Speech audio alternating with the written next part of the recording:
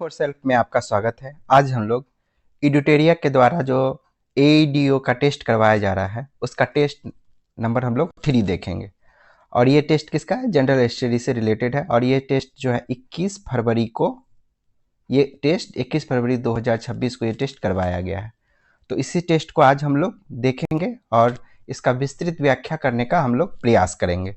तो आते हैं हम लोग पहले क्वेश्चन पे।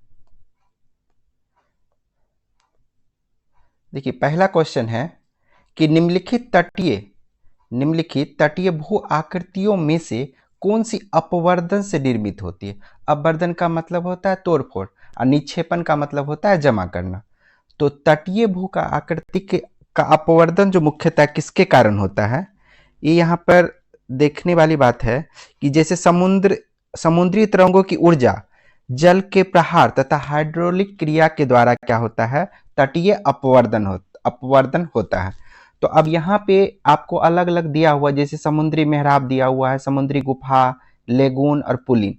तो समुद्री मेहराब जो होता है, जब समुद्र की तरंग जो है किसी चट्टान को बार बार चोट पहुंचाती है तो उसमें क्या होता है? अपवर्दन होता है। तो सबसे पहले उस चोट के कारण क्या होता है? गुफा का निर्माण होता है।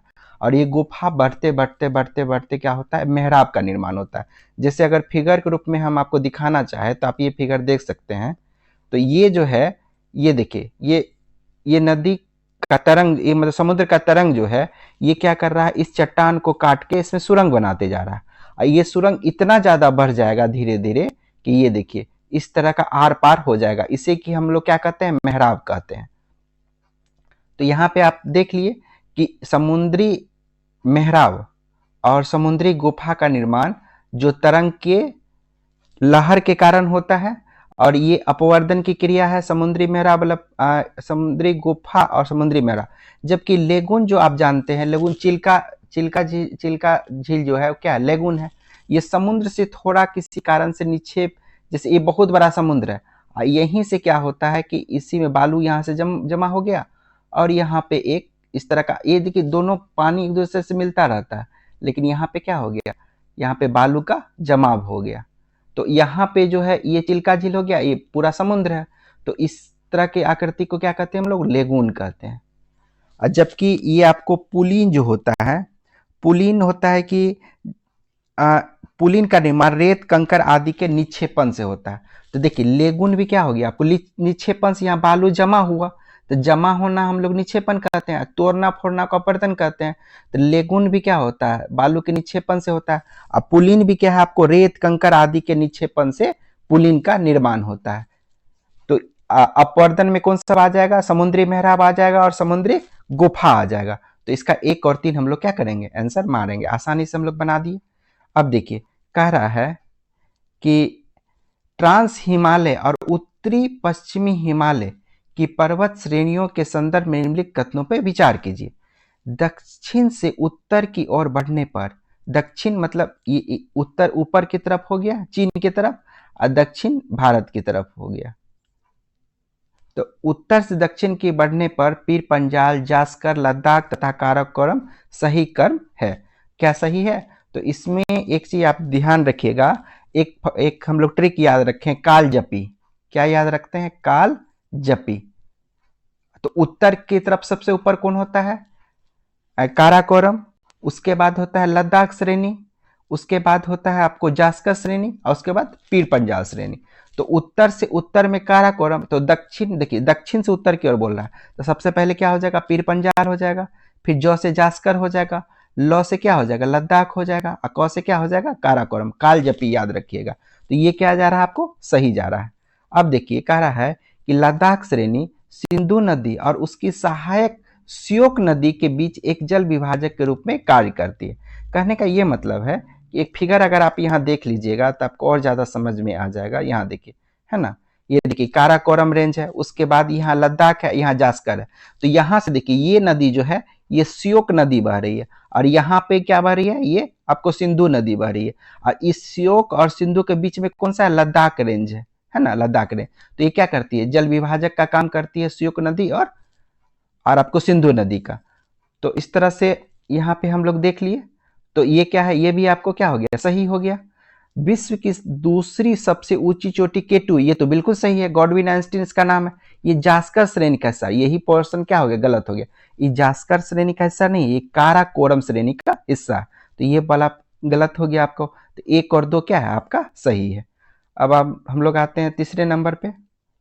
कह रहा है कि महासागरीय महाद्वीपीय प्लेटों के अभिसरण के संदर्भ में निम्नलिखित कथनों पर विचार कीजिए।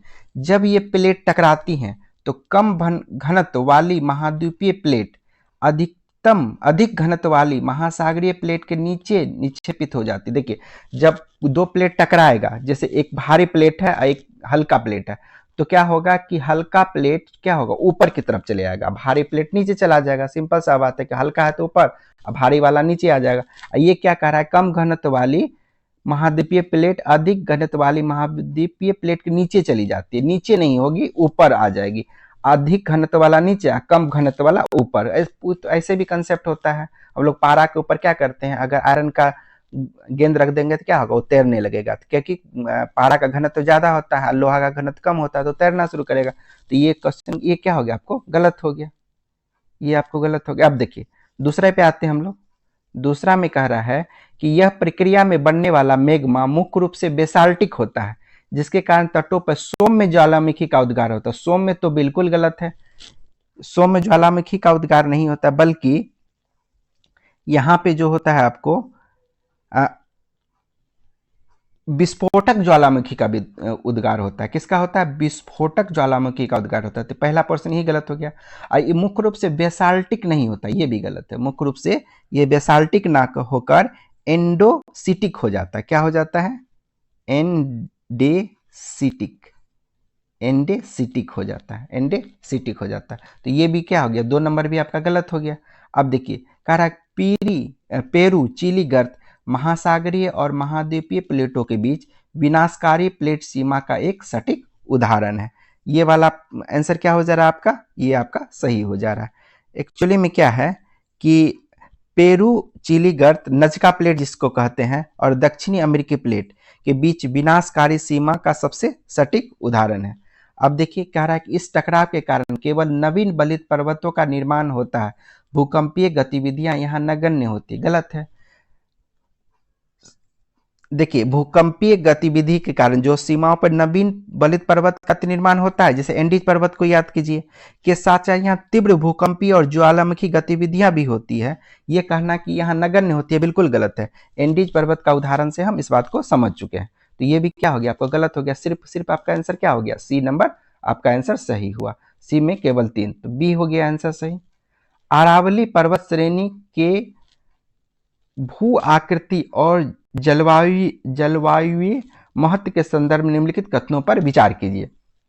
देखिए क्या कहा जा रहा है कि अरावली श्रेणी थार मरुस्थल के पूर्ववर्ती विस्तार को रोकने के लिए एक भौतिक बाधा के रूप में कार्य करती है। ये ऑप्शन क्या है आपका, कि ये ऑप्शन बिल्कुल सही। एक्चुअली में क्या है कि अरावली श्रेणी थार मरुस्थल का जो रेतीला आंधी चलेगा, तो वो क्या करेगा कि वो रेतीले आंधी को जो प्लेन एरिया है, जो हरा भरा एरिया, वहां पर बालू क्या करता है, भर देगा। अब बालू जब ऐसे ही भरता जाएगा तो क्या होगा, रेगिस्तान का क्या होगा, विस्तार होता चला जाएगा। लेकिन वहीं पे क्या खड़ा है, वहीं पर अरावली पर्वत खड़ा है। वो जो रेतीली आंधी हो रहा है उसको क्या कर दे रहा है, ये मैदान की तरफ आने नहीं दे रहा, वहीं पे क्या कर दे रहा है, रोक दे रहा है। तो ये क्या है कि थार मरुस्थल के विस्तार को कौन रोकता है, अरावली पर्वत रोकता है। हम लोग समझ गए इस बात को। तो ये भला क्या है, सही है। अरावली पर्वतमाला का विस्तार दक्षिण पश्चिम से उत्तर पूर्व की ओर होने के कारण दक्षिण पश्चिमी मानसून की अरब सागर शाखा समांतर पड़ती। बिल्कुल सही, यहां तक बिल्कुल सही है, समांतर चलती। जैसे ये आपको अरावली पर्वत है तो ये समांतर इस तरह से चलती है, और समांतर जब चलेगी तो ये जो अरावली पर्वत है इसे टकरा नहीं पाएगी, और ये क्या होगी, आगे की तरफ बढ़ जाएगी। जब तक कोई भी मानसूनी हवा जो है वो अपने साथ क्या करती है, पानी लेके चलती है, ठीक है, आर्द्रता लेके चलती है। आर्द्रता जब वो बादल जब टकराएगा किसी पहाड़ वगैरह से, किसी पर्वत से टकराएगा, तो वो क्या होगा, वहीं पर वर्षा करा देगी। लेकिन यहाँ क्या है, समांतर चल रही है। जब वो समांतर चलेगी, टकराएगी नहीं टकराएगी, तो वहाँ क्या होगा, वर्षा नहीं कराएगी। लेकिन यहाँ क्या कर रहा है, जिसे राजस्थान में भारी वर्षा होती है, तो गलत हो गया। समांतर है तो टकराएगा ही नहीं, टकराएगा नहीं तो वर्षा ही नहीं कराएगा। इसलिए राजस्थान क्या है, सूखा जगह है, वहाँ वर्षा नहीं होती है। बनास नदी अरावली को पार करने वाली एकमात्र नदी है, सही बात है, जो अपना जल खंबात की खाड़ी में गिराती है। ये पोर्शन फिर गलत हो गया, वो खंबात की खाड़ी में नहीं गिराती है। बनास नदी जो है आपको वो चंबल की क्या है, सहायक नदी है। और चंबल किसकी सहायक नदी है, यमुना की सहायक नदी है। यमुना कहाँ जाके मिलती है, गंगा में। और गंगा का पानी कहाँ जाता है, बंगाल की खाड़ी में। तो ये क्या हो गया, गलत हो गया आपको। अरावली क्षेत्र धात्विक खनिज जैसे तांबा सीसा जस्ता मामले में अत्यंत समृद्ध है, सही बात है। तांबा के लिए जान ही रहे हैं, खेतरी जो है वो काफी महत्व रखता है तांबा के लिए। तो ये वाला आंसर क्या हो गया आपका, सही हो गया। ये दोनों क्या हो गया, ये भी गलत हो गया और आपका ये भी गलत हो गया, एक नंबर सही हो गया। तो 1 और 4 आपका क्या हो गया, यहाँ पे 1 और 4 आपका सही हो गया। देखिए 1 और 4 आपका क्या है, यहाँ पे सही है।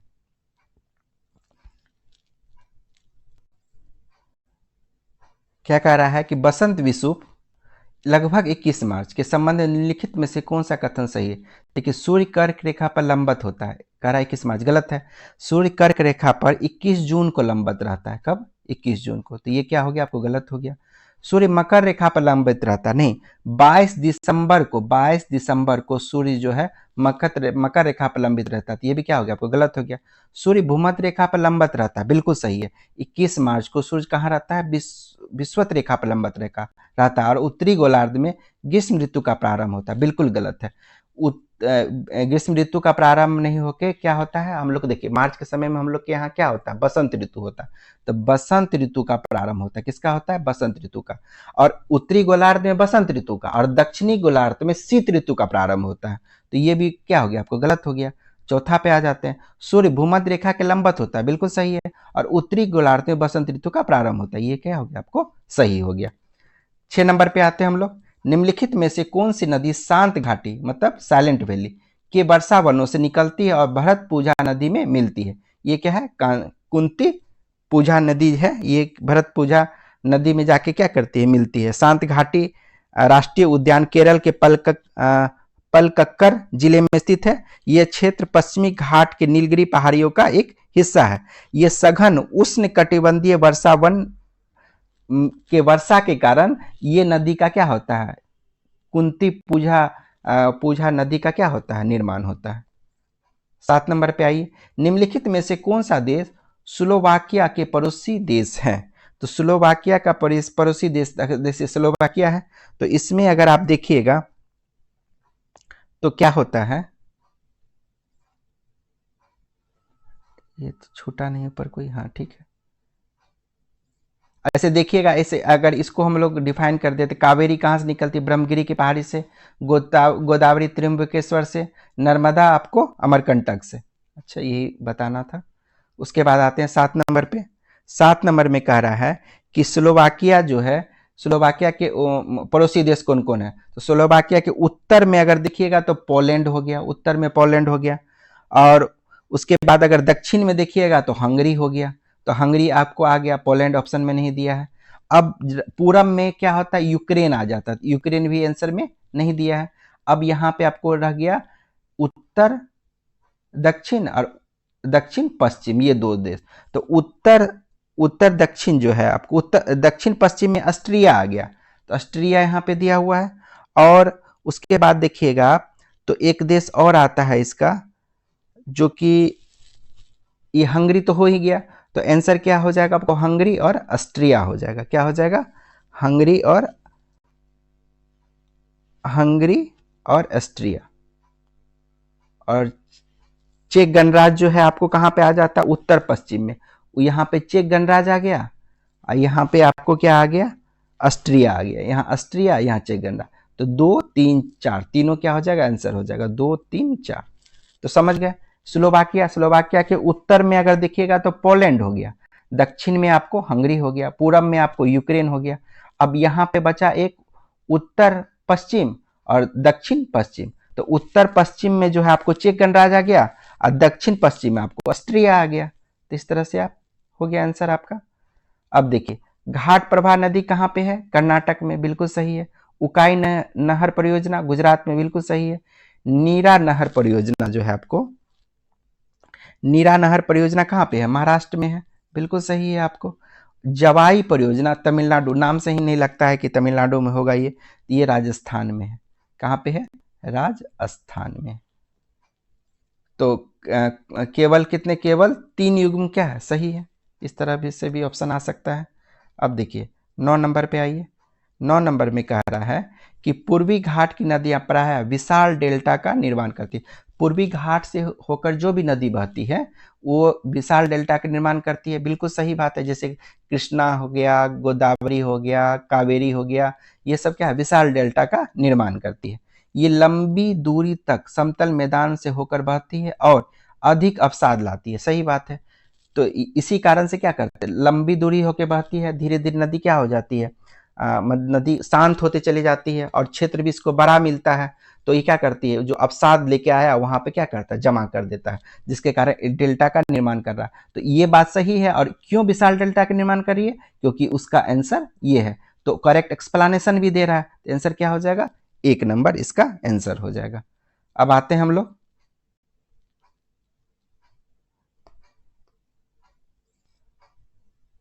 10 नंबर पे। इंग्लिश का अलग से बना दिया जाएगा, अब टेंशन नहीं लेना है इंग्लिश वालों को। 10 नंबर पे निम्नलिखित युग्मों पर विचार कीजिए। कोयला क्षेत्र और राजमहल झारखंड में, बिल्कुल सही है। सोहागपुर ये आपको मध्य प्रदेश में है। अब विश्रामपुर आपको कहाँ है? छत्तीसगढ़ में है। रानीगंज आपको पश्चिम बंगाल में। तो कितना सही? 1 और 2 आपका सही है। केवल 2 युग्म क्या है? सही है। केवल 2 युग्म सही हो गया।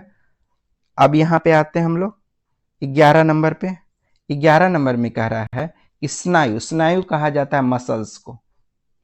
ठीक है, स्नायु किसको कहते हैं? मसल्स को। मसल्स और ज्वाइंट के संबंध में निम्नलिखित कथनों पर कौन सा कथन सही है? तो देखिए मसल्स और ज्वाइंट्स के बारे में पूछा जा रहा है। स्नायु हड्डियों को जोड़ते हैं और शरीर की गति में मदद करते हैं। सही बात है। स्नायु जो होता है मतलब मसल्स जो होता है, शरीर की वह संरचना जो गति और शक्ति प्रदान करती है उसे ही हम लोग क्या कहते हैं? मसल्स कहते हैं। जो गति भी प्रदान करेगा और शक्ति भी प्रदान करेगा उसे क्या कहेंगे हम लोग? मसल्स कहेंगे। मसल्स जो है हड्डियों से जुड़ी होती है और जोड़ों के माध्यम से हड्डियों को जोड़ती है। एक तो हड्डी से जुड़ी रहती है, ठीक है। तो ये आपका क्या? ये नंबर सही हो गया। स्नायु केवल हड्डियों के बीच दूरी बढ़ाते हैं, गलत है। स्नायु केवल शरीर की कठोरता बनाए रखते हैं, गलत है। स्नायु रक्त वाहियों से जुड़े होते नहीं। स्नायु जो है वो रक्त वाहियों से सिर्फ जुड़े हुए नहीं होते हैं। एक्चुअली में स्नायु रक्त वाहियों का हिस्सा नहीं होते हैं, लेकिन रक्त से क्या करते हैं? वो पोषण प्राप्त करते हैं। रक्त वाहिनियों का वो हिस्सा नहीं होते हैं, लेकिन रक्त से वो पोषण प्राप्त करते हैं। तो ये क्या हो गया आपका? गलत। केवल 11 का ए सही हो गया आपको। अब देखिए हीरे के बारे में निम्नलिखित कथनों में से कौन सा कथन सही है? इसे प्रकाश परावर्तित करने की इसकी योग्यता के कारण गहनों में रत्न की तरह यह प्रयुक्त की जाती है। एक्चुअली में क्या है? हीरे का उच्च अपवर्तनांक होता है, ठीक है, और प्रकाश को परावर्तित करने की योग्यता भी इसमें काफी होती है, जिसके कारण ये चमकीली दिखती है। और यही चमकीला होने के कारण इसे क्या? रत्न में इसका इस्तेमाल किया जाता है, गहनों में क्या किया जाता है? इस्तेमाल किया जाता है। यह विद्युत का सुचालक है, बिल्कुल गलत। हीरा विद्युत का कुचालक होता है और ग्रेफाइट विद्युत का सुचालक होता है। यह इसे कांच, संगमरमर पत्थर और अन्य कठोर पदार्थ को काटने के लिए इसका प्रयोग किया जाता है। सही बात है। ये क्या है? हीरा आपको बहुत अधिक क्या है? कठोर है। बहुत अधिक कठोर होने के कारण ये काम में लिया जा सकता है। इसे सेलों के वेधन के लिए प्रयुक्त किया जाता है। तो वही बात हो गया। हीरा क्या है? अत्यधिक कठोरता होने के कारण चट्टान में ड्रिलिंग अगर करना हो तो हीरे का इस्तेमाल किया जाता है। वेधन का मतलब होता है ड्रिल करना। तो ये भी क्या हो गया? आपको सही हो गया। तो एक सिर्फ गलती क्या हो गया? 2 नंबर गलती है, बाद बाकी आपको सही है। तो 1 3 4 क्या हो गया? आपका सही हो गया। अब आइए 13 नंबर पे। 13 नंबर पे शुद्ध नमक में जल के घोलने से जल का क्वथनांक बढ़ जाता है एवं जल का हिमांक घट जाता है। देखिए अब पानी है, अब पानी के अंदर पहले पानी था 100 डिग्री टेम्परेचर पे क्या हो जा रहा था? ये वाष्प बनने लगता था। तो 100 डिग्री पे जब उबलने लगा पानी तो उसी क्या है? क्वथनांक है। लेकिन जैसे ही नमक इसमें डाल दीजिएगा 100 डिग्री पर नहीं, 100 डिग्री से अधिक पर 105 हो सकता है, 110, जितना नमक डालिएगा उस हिसाब से ये आपको क्या होगा? इसका क्वथनांक बढ़ जाएगा। और हिमांक क्या होता है? इसका क्वथनांक मतलब उबलने का टेम्परेचर बढ़ जाएगा और जब इसको बर्फ बनाना हो तो 0 डिग्री पर पानी क्या होता है, बर्फ बन जाता है। लेकिन नमक खोल दीजिएगा तो 0 पर नहीं होके हो सकता है -5 डिग्री पर हो जाएगा, -10 डिग्री पर हो जाएगा। जितना नमक मिलाएगा उस हिसाब से वो क्या होगा, जमना शुरू। हिमांक मतलब जमना और क्वथनांक मतलब उबलना। तो उबलना बढ़ जाएगा और हिमांक क्या हो जाएगा, घट जाएगा, माइनस में चला जाएगा, 0 से माइनस चला गया। ये क्या हो गया, बिल्कुल सही है। जब जल में जब मिथाइल अल्कोहल डालते हैं तो जल का क्वथनांक घट जाता है। अभी देखिए नमक डालने से बढ़ गया, लेकिन इथाइल अल्कोहल डालने से कह रहा है कि घट जाएगा। क्या सही है? तो सही बात है। देखिए क्या है कि हम लोग जानते हैं कि पानी के अंदर कौन क्या होता है, पानी के अंदर क्या होता है, आपको हाइड्रोजन बॉन्ड होता है। पानी के अंदर क्या होगा, हाइड्रोजन बॉन्ड होता है। तो हाइड्रोजन बॉन्ड क्या करता है, एकदम इस तरह से परत में बिछा हुआ रहता है, पूरा एक दूसरे को बांधे रहता है।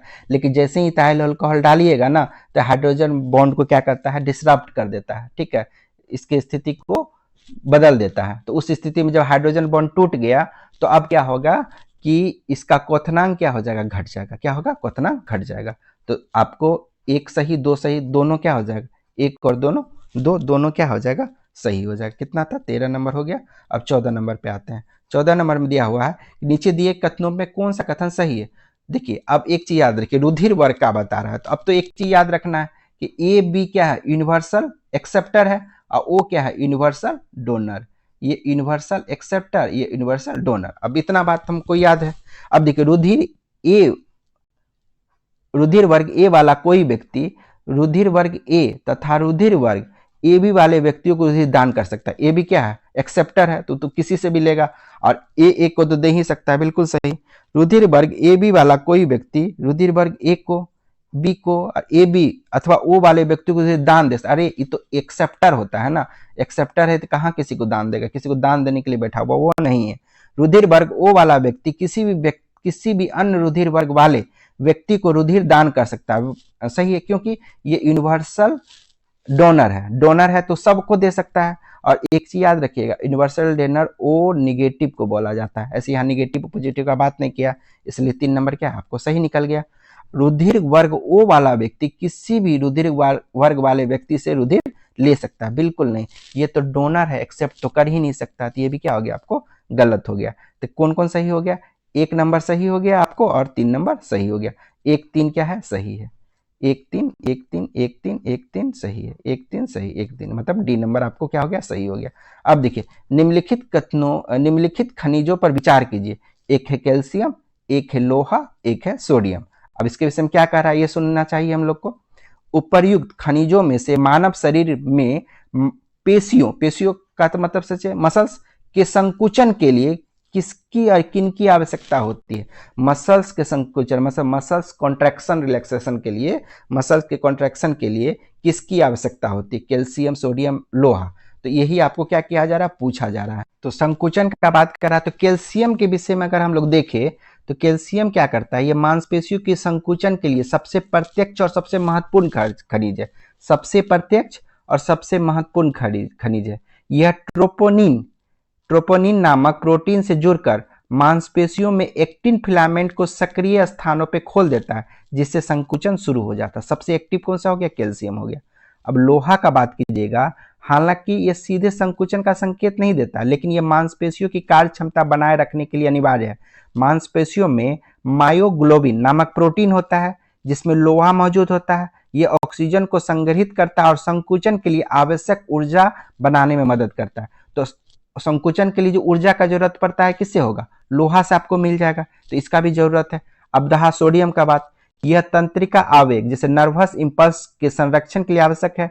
सोडियम मांसपेशियों की झिल्ली में विद्युत संकेत उत्पन्न करता है, और जो अंततः कैल्शियम निकलने और संकुचन की प्रक्रिया को सक्रिय करता है। तो कैल्शियम को निकालना है तो ये सोडियम का जरूरत पड़ता है। सोडियम तो मेन है ये है, ऊर्जा किससे मिल जाएगा, को लोहा से मिल जाएगा। तो 1 2 3 क्या हो जाएगा, तीनों सही हो जाएगा।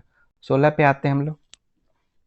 16 में कह रहा है कि परासरण क्या होता है, ओस्मोसिस में क्या होता है कि एक प्लाज्मा मेम्ब्रेन लगा देते हैं हम लोग, झिल्ली लगा देते हैं, और यहाँ पे अधिक सांद्रता वाला रखे, अधिक सांद्रता वाला, और यहाँ पे कम सांद्रता वाला, हाई कंसंट्रेट और लो कंसंट्रेट रखे।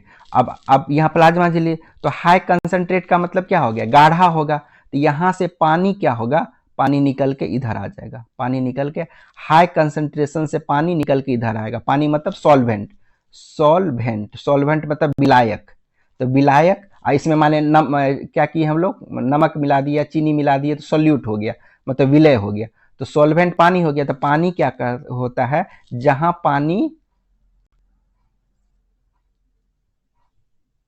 पानी जो कहाँ पे होगा ज्यादा, तो पानी आपको ज्यादा होगा, अधिक सांद्रता वाले में पानी कम होगा ना, अधिक सांद्रता वाले में पानी कम होगा और कम सांद्रता वाले में पानी अधिक होगा। अधिक क्या करा, परासरण प्रक्रम में विलायक सांद्र घोल से तनु घोल की ओर, गलत हम ये देखिए एक्सप्लेनेशन ही हम क्या किए यहाँ पे आपको गलत समझाने लगे। तो यहाँ पे इसको हम लोग एक बार क्या करते हैं, फिर से क्लियर करते हैं। ये गलत मैं बता रहा था आपको। अब देखिए फिर से हम ये बता रहे हैं आपको कि क्या किया जाता है, एक प्लाज्मा मेम्ब्रेन लगा दिया जाता है ऑस्मोसिस में। अब यहाँ पे क्या है कि एक तरफ आपको हाई कंसंट्रेशन है, हाई कंसंट्रेशन है, एक तरफ आपको क्या है, लो कंसंट्रेशन है। मतलब यहाँ पे सांद्र घोल है, सांद्र घोल है, और यहाँ पे तनु घोल है। तो पानी किधर ज्यादा रहेगा, तनु मतलब पतला, तो पानी पतला से किधर आएगा, गाढ़ा की तरफ आएगा, पानी इधर से इधर आएगा। ये क्या कर रहा है, परासरण प्रक्रम में विलायक सांद्र घोल से, विलायक का मतलब होता है जो घोलता है अपने आप को, तो घोलेगा कौन, तो पानी में नमक घोले, पानी में अगर नमक घुला हुआ है तो पानी क्या हो गया, विलायक हो गया। तो पानी किधर जाएगा, पानी पतला पतला जो लिक्विड होगा वहां रहता है। तो लो तनु घोल जो होता है उसमें पानी ज्यादा होता है, तो ज्यादा से पानी क्या होगा, कम की तरफ जाएगा। तो पानी लो से तनु घोल से किधर जाएगा, सांद्र घोल की तरफ जाएगा। तो ये क्या हो गया, गलत हो गया। कह रहा है कि सांद्र से तनु की तरफ जाएगा, बल्कि वो ये गलत हो गया। प्रतिलोम प्रासरण में, प्रतिलोम मतलब रिवर्स ऑस्मोसिस में तनु घोल पर बाह्य दाब लगाया जाता है। तनु घोल पे क्या कह रहा है कि बाह्य दाब लगाया जाता है। तो यहाँ पे क्या है कि अब रिवर्स ऑस्मोसिस का, ऑस्मोसिस में तो क्या हो गया, तनु घोल से, तनु से किधर गया, सांद्र घोल की तरफ गया। ये समझ लीजिए ना, ये जो ग्रीन कलर वाला यहीं पे लगा दीजिए पूरा, एक तरफ तनु घोल है, एक तरफ सांद्र घोल है। तो ऑस्मोसिस में इधर गया पानी, और रिवर्स ऑस्मोसिस में क्या होता है कि हम लोग इतना प्रेशर लगा देंगे किधर, सांद्र घोल की तरफ, कि पानी अब किधर जाने लगा, उल्टा इधर जाने लगे, पानी इधर जाने लगे। तो इसमें कह रहा है कि प्रतिलोम तनु घोल में लगाते नहीं, तनु घोल नहीं, हम लोग सांद्र घोल में प्रेशर क्या किए, बढ़ाए। अब प्रेशर बढ़ा के हम लोग विलायक को इधर पहुंचा दिए, काला वाला लाइन है ना, प्रेशर लगा के। तो ये भी क्या हो गया, गलत हो गया। तो ना तो एक सही है और ना तो दो सही है। 16 हो गया, समझ गए होंगे। 17 काले रंग के तार का विद्युत उपकरण में मुख्य कार्य क्या है। देखिए 3 तरह का होता है, एक क्या होता है काला, एक होता है लाल, एक होता है आपको हरा। या ब्लू से, हरा नहीं है तो ब्लू लगा देते हैं। तो लाल तार से क्या होता है कि जब आपका बोर्ड है, मतलब बोर्ड लगा हुआ है और यहाँ पे आपको बल्ब लगा हुआ है, ठीक है, तो बल्ब से, बल्ब में करंट कहाँ से आता है, लाल तार होते हुए आता है। और जब लाल तार से तभी आएगा जब ये सर्किट क्लोज हो जाए। हमेशा क्लोज सर्किट में करंट चलता है। कहीं भी अगर यहाँ से काट के हटा दीजिएगा ना, ऐसे ऐसे अगर हटा दीजिएगा, यहाँ पे ऐसा हटा दीजिएगा, तो करंट क्या होगा कि फ्लो, अगर इस तरह का सर्किट रहेगा ना तो करंट नहीं फ्लो होगा, इसको ऐसे जोड़ना पड़ेगा तभी करंट फ्लो होगा।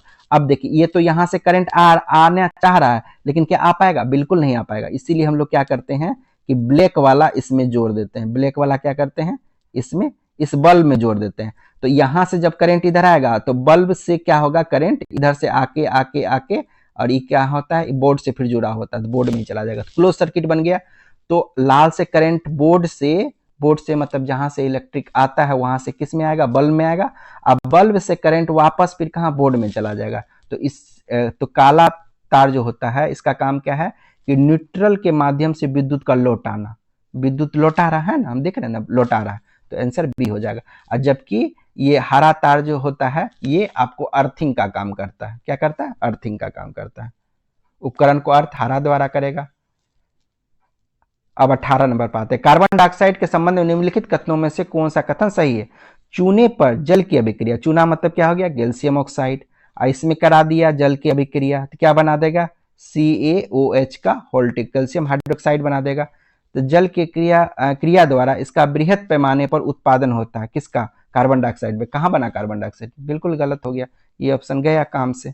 ठोस अवस्था में इसका प्रशीतक के रूप में उपयोग किया जाता है। सही बात है।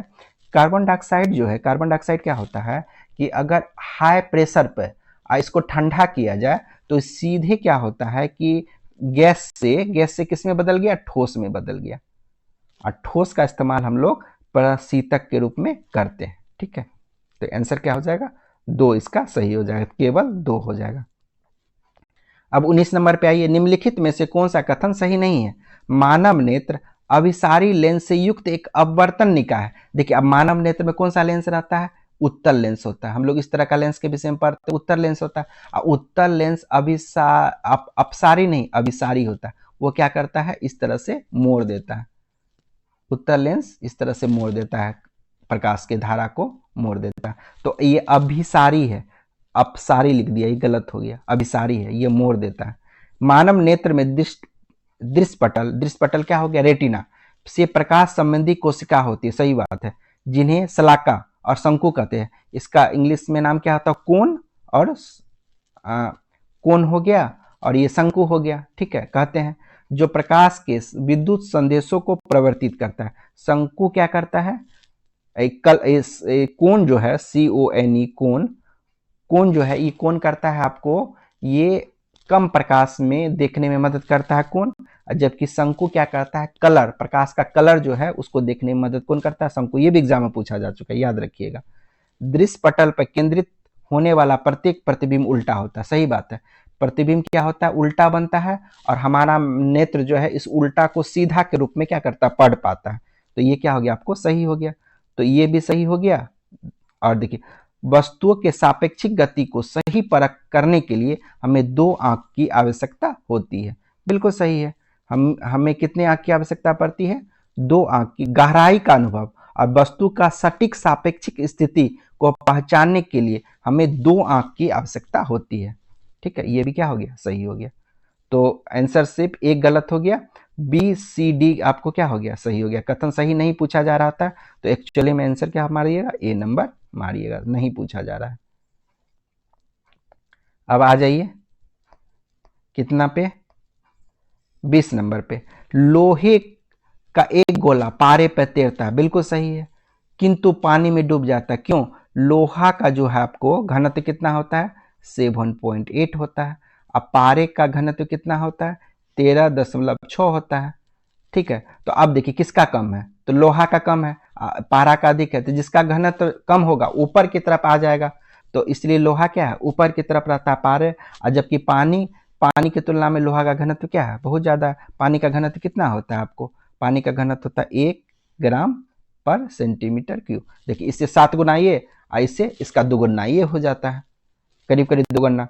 तो लोहे की अपेक्षिक घनत्व पारे की अपेक्षिक घनत्व से अधिक होती है। गलत हो गया ना, किसका ज्यादा होता है, यहाँ देख रहे हैं ना, लोहे, पारा का ज्यादा होता है, लोहे का कम होता है, ये उल्टा कह रहा है, तो ये गलत हो गया। तो असर्शन सही है, रीजन आपका गलत है। तो असर्शन सही है, रीजन आपका गलत है, C नंबर आंसर हो जाएगा। अब देखिए 21 नंबर का, रासायनिक अभिक्रिया में अक्रिय वातावरण देने के लिए नाइट्रोजन गैस का उपयोग किया जाता है। बिल्कुल सही है। अभी देखते हैं ना कि इवन आप जो कुरकुरे वगैरह खाते हैं, चिप्स खाते हैं, उसमें क्या नाइट्रोजन गैस ही भरा हो रहता है। क्यों, वो ऑक्सीजन को, उस जो हम लोग का कुरकुरे वगैरह है उसको ऑक्सीजन को आने से वहाँ क्या करता है, रोक देता है। वहाँ नहीं आएगा तो कुरकुरे क्या होगा, कुरकुरे का जो ग्लूकोज है उसके अंदर वो ऑक्सीकृत होने से क्या हो जाएगा, बच जाएगा। तो इसलिए वो ठीक ठाक रहता है। तो अक्रिय वातावरण कौन बनाता है, ये आपको नाइट्रोजन। और नाइट्रोजन क्यों अक्रिय वातावरण पाता है, क्योंकि इसमें ट्रिपल बॉन्ड होता है, और ट्रिपल बॉन्ड को तोड़ने के लिए बहुत ऊर्जा की आवश्यकता होती है। ठीक है, कम ऊर्जा में ये बॉन्ड नहीं टूटेगा, और ये जब नहीं टूटेगा तो किसी से रिएक्शन ही नहीं करेगा, तो अक्रिय वातावरण का निर्माण करता है। साधारण ताप पर नाइट्रोजन गैस की रासायनिक अभिक्रियाशीलता बहुत कम। क्यों, साधारण ताप पर टूटेगा, क्योंकि ट्रिपल बॉन्ड है, कैसे टूटेगा। ठीक है, ज्यादा टेम्परेचर इसको देना पड़ेगा तोड़ने के लिए, तो साधारण ताप जब टूटेगा नहीं तो किसी से अभिक्रिया कैसे करेगा। तो इसलिए ये भी आपका, ये तो बिल्कुल सही है, क्यों करता है उसका ये एक्सप्लेनेशन करेक्ट है। तो आंसर क्या हो जाएगा, 21 का A हो जाएगा। अब देखिए, परंपरागत कर्णपाली छेदन प्रक्रम, कान का छेदन का बात, बच्चा को देखते हैं कान का छेद किया जाता है, उसमें खून नहीं बहता, इसका मुख्य कारण क्या है। देखिए, कान जो है वो किसका बना होता है, कार्टिलेज का बना होता है। किसका, कार्टिलेज का बना। कार्टिलेज का हिंदी क्या होता है, उपास्थि, उपस्थि कहा जाता है, उपास्थि कार्टिलेज का बना होता है। और कार्टिलेज, कान के कार्टिलेज में ब्लड वेसल्स जो होता है ना, जैसे कि जैसे कैपिलरी वगैरह आता है ना, जिससे खून आता है वहां पे, उसका मात्रा बहुत ही कम होता है। ठीक है, तंत्रिका तंत्र भी वहां पे क्या है, बहुत कम मात्रा में होता है, जिसके कारण कि आपको एक तो दर्द का एहसास, जैसे कि अन्य जगह पे कहीं पे हो जाए, हड्डी में कहीं पे हो जाए, तो दर्द का एहसास क्या होता है, ज्यादा होता है। कान में दर्द का एहसास भी क्या होता है, कम होता है, क्योंकि तंत्रिका तंत्र वहां कम पहुंचती है। और कार्टिलेज यहाँ पे है, यहाँ पे कैपिलरीज भी जो है, कैपिलरी, सीरा, वेन, ये सब जो है, ये भी क्या होता है, यहाँ कम होता है। तो कम होने के कारण क्या है कि यहाँ पे ब्लड का मात्रा क्या हो गया, कम हो गया, कम ब्लड पहुंच रहा है, तो कान के छेदन से यहाँ खून की मात्रा क्या होती है, बहुत कम आती है। तो अब क्या हो जाएगा, आंसर क्या हो जाएगा, कर्ण पाली में पाए जाने वाले उपस्थिति में शरीर के अन्य भागों की तुलना में बहुत कम खून की आपूर्ति होती है। बिल्कुल सही हो गया 22 नंबर का। 23 नंबर में आ जाइए, निम्न में से कौन अर्धचालक है। अर्धचालक किसे कहते हैं, जो कुचालक और सुचालक के बीच में रहता है उसे क्या कहते हैं, अर्धचालक कहते हैं। अर्धचालक जो होता है वो 0 डिग्री टेम्परेचर पर कुचालक की तरह काम करता है, जैसे जैसे टेम्परेचर बढ़ाएगा वो सुचालक की तरह काम करता है। तो कौन कौन होता है, तो कार्बन सिलिकन जर्मेनियम, ये सब क्या है, ये सिलिकन जर्मेनियम आर्सेनिक, ये सब अर्धचालक की तरह काम करता है। तो सिलिकन हो गया, आर्सेनिक तो है नहीं यहाँ पे, जर्मेनियम हो गया, ये दोनों क्या है, अर्धचालक की तरह काम करता है। क्वार्ज नहीं करता है, सेरामिक नहीं करता। तो 1 और 4 हो जाएगा, क्या हो जाएगा, 1 और 4 हो जाएगा। जब कठोर जल पूर्णतः वाष्पीकृत हो जाता है तो पात्र में सफेद ठोस बचा रह जाता है। यह निम्नलिखित में किसकी उपस्थिति के कारण होता है। देखिए, कठोर जल में क्या पाया जाता है, कठोर जल में आपको सोडियम मैग्नीशियम का कार्बोनेट पाया जाता है, कैल्शियम मैग्नीशियम का सल्फेट पाया जाता है, कैल्शियम मैग्नीशियम का क्लोराइड पाया जाता है। तो एक बार जल को गर्म कीजिएगा तो ये सब क्या हो जाएगा, वो जल उड़ जाएगा, और ये सारा जो है आपको क्या हो जाएगा, उसके पेंदी में जमा हो जाएगा। तो देखिए, कैल्शियम मैग्नीशियम का कार्बोनेट है, कैल्शियम मैग्नीशियम का सल्फेट है, कैल्शियम मैग्नीशियम का क्लोराइड, यही सब तो कठोर जल में मौजूद रहता है ना। तो ये सारा का सारा क्या हो जाएगा, पेंदी में जमा हो जाएगा, पात्र में ठोस के रूप में बच जाएगा। तो 1 2 3, तीनों का तीनों क्या हो जाएगा, आपको हो जाएगा।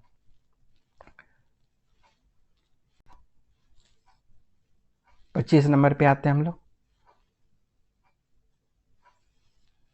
25 में कह रहा है कि निम्नलिखित में से कौन से मधुमेह से संबंधित है जो प्रौढ़ हो, एक सामान्य रोग होता है। देखिए, अब मधुमेह किसके कारण होता है, इंसुलिन की कमी के कारण होता है, इंसुलिन। और मधुमेह का क्या मतलब हो गया, चीनी बीमारी जो सुनते ही होंगे, डायबिटीज, इंसुलिन। तो इंसुलिन के कमी के कारण होता है। इंसुलिन कौन रिलीज करता है, आपको अग्नाशय या फिर पेंक्रियाज जिसको कहते हैं, अग्नाशय रिलीज करेगा। तो देखिए, अब इंसुलिन का काम क्या है, तो अगर क्या होता है, हम लोग जब खाना खाते हैं तो आंत में क्या होता है, ये अवशोषण हो जाता है, तो कहाँ चला जाएगा, ब्लड में चला जाएगा। ब्लड में ग्लूकोज आपको चला गया। अब इसमें जब ग्लूकोज बहुत ज्यादा मात्रा में रहेगा तो क्या कहते हैं, इसको शक्कर कहते हैं ना, ग्लूकोज को भी शक्कर कहते हैं। तो रक्त शर्करा क्या हो गया, उच्च स्तर हो जाएगा। तो रक्त शर्करा का क्या हो जाएगा, उच्च स्तर हो जाएगा। अब इंसुलिन का काम क्या होगा, इसको क्या करेगा, सेल्स के अंदर ठेल देगा। सेल्स यहाँ पे है ना, तो ये ग्लूकोज को ले जाके क्या करेगा, ठेल ठेल के किस में पहुंचा देगा, इस कोशिका के अंदर पहुंचा देगा। और कोशिका इसके अंदर क्या करेगा, रिस्पायरेशन प्रक्रिया के द्वारा एटीपी का फॉर्मेशन करेगा, ऊर्जा उत्पादन कर देगा। और अगर जो इसके अंदर जरूरत नहीं रहा, मान कितना ऊर्जा उत्पादन करेगा, जितना जरूरत उतना करेगा। और उसके बाद क्या करेगा, ये लीवर में जाके इसको स्टोर करा देगा, लीवर में ग्लाइकोजन के रूप में स्टोर करा देगा। इंसुलिन का काम समझ गए, एक तो सेल में ठेल देगा इस ग्लूकोज को, अब बचा हुआ को ग्लाइकोजन के रूप में लीवर में जमा कर देगा। अब देखिए, इंसुलिन का अगर कमी हो गया तो ये जो ग्लूकोज, ब्लड के अंदर जो ग्लूकोज है, शर्करा है, इसका लेवल आपको उच्च रह जाएगा। रक्त में शर्करा का निम्न स्तर, तो गलत हो गया। रक्त में इंसुलिन की निम्न मात्रा, रक्त में इंसुलिन की अधिक निम्न मात्रा ही होगा तो ही अधिक हो जाएगा। तो 1 और 3 हो जाएगा, 1 और 3 हो जाएगा, समझ गए होंगे। अम्ल वर्षा में निम्नलिखित में से कौन सा अम्ल मुख्य रूप से उपस्थित होता है। तो अम्ल वर्षा में नाइट्रिक अम्ल और सल्फ्यूरिक अम्ल होता है। क्या होता है, नाइट्रिक अम्ल और सल्फ्यूरिक अम्ल। नाइट्रिक अम्ल और सल्फ्यूरिक अम्ल होता है, पीएच कितना हो जाता है, 5.6 के आसपास अगर हो जाए वर्षा का पीएच, तो उसे हम लोग क्या कहते हैं, अम्ल वर्षा कहते हैं। और ये जो आपको संगमरमर का पीला जो है, पीला होना इसी के कारण हुआ है, किसके कारण, अम्ल वर्षा के कारण ही हुआ है। निम्नलिखित कथनों पर विचार कीजिए। एक साफ आसमान दृश्य प्रकाश के नीले तरंगदैर्घ्य के अल्प प्रकीर्णन के कारण नीला दिखाई देता है। ये तो बिल्कुल गलत है। क्यों गलत है, क्योंकि क्या होता है कि पृथ्वी के वायुमंडल में सूक्ष्म कण होते हैं, पृथ्वी के वायुमंडल सूक्ष्म कण हुआ और वहां से सूर्य पड़ा, उस सूक्ष्म कण के ऊपर क्या हुआ, टकराया। तो सबसे कम तरंग दैर्घ्य किसका होता है, बैगनी प्रकाश का होता है। विबज्योर में VIBGYOR, विबज्योर में सबसे कम तरंग दैर्घ्य किसका होता है, वायलेट का, ब्लू प्रकाश का, नीला प्रकाश का होता है। तो मतलब ये वायलेट का, इंडिगो, यहाँ ब्लू है यहाँ पे आपको। तो रेड के तुलना में ब्लू जो होता है उसका तरंग दैर्घ्य क्या होता है, कम होता है। तो जब तरंग दैर्घ्य उसका कम होगा तो इसका प्रकीर्णन क्या होगा, बहुत ज्यादा होगा। यहाँ तरंग दैर्घ्य नीला प्रकाश का प्रकीर्णन क्या कह रहा है कि कम दिखा है, कम होगा। अल्प प्रकीर्णन नहीं होगा, ज्यादा प्रकीर्णन होगा, तो गलत हो गया। वायुमंडल में प्रकाश मतलब रक्त लाल भाग नीले प्रकाश की अपेक्षाकृत अधिक प्रकीर्णित होगा, गलत हो गया। लाल का तरंग दैर्घ्य क्या है, ज्यादा है, तरंग दैर्घ्य ज्यादा होगा तो ये प्रकीर्णित ज्यादा नहीं होगा।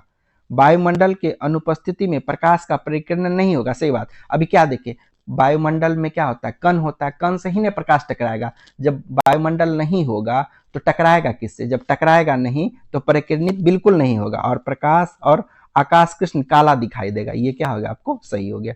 तो ये दोनों गलत हो गया। तो देखिए नीला प्रकाश में सबसे ज्यादा प्रकाश का क्या हो, नीला प्रकाश का सबसे ज्यादा प्रकीर्णन होगा, लाल प्रकाश का सबसे कम प्रकीर्णन होगा। ये उल्टा लिखा था, तो केवल 3 सही होगा, केवल 3 सही है।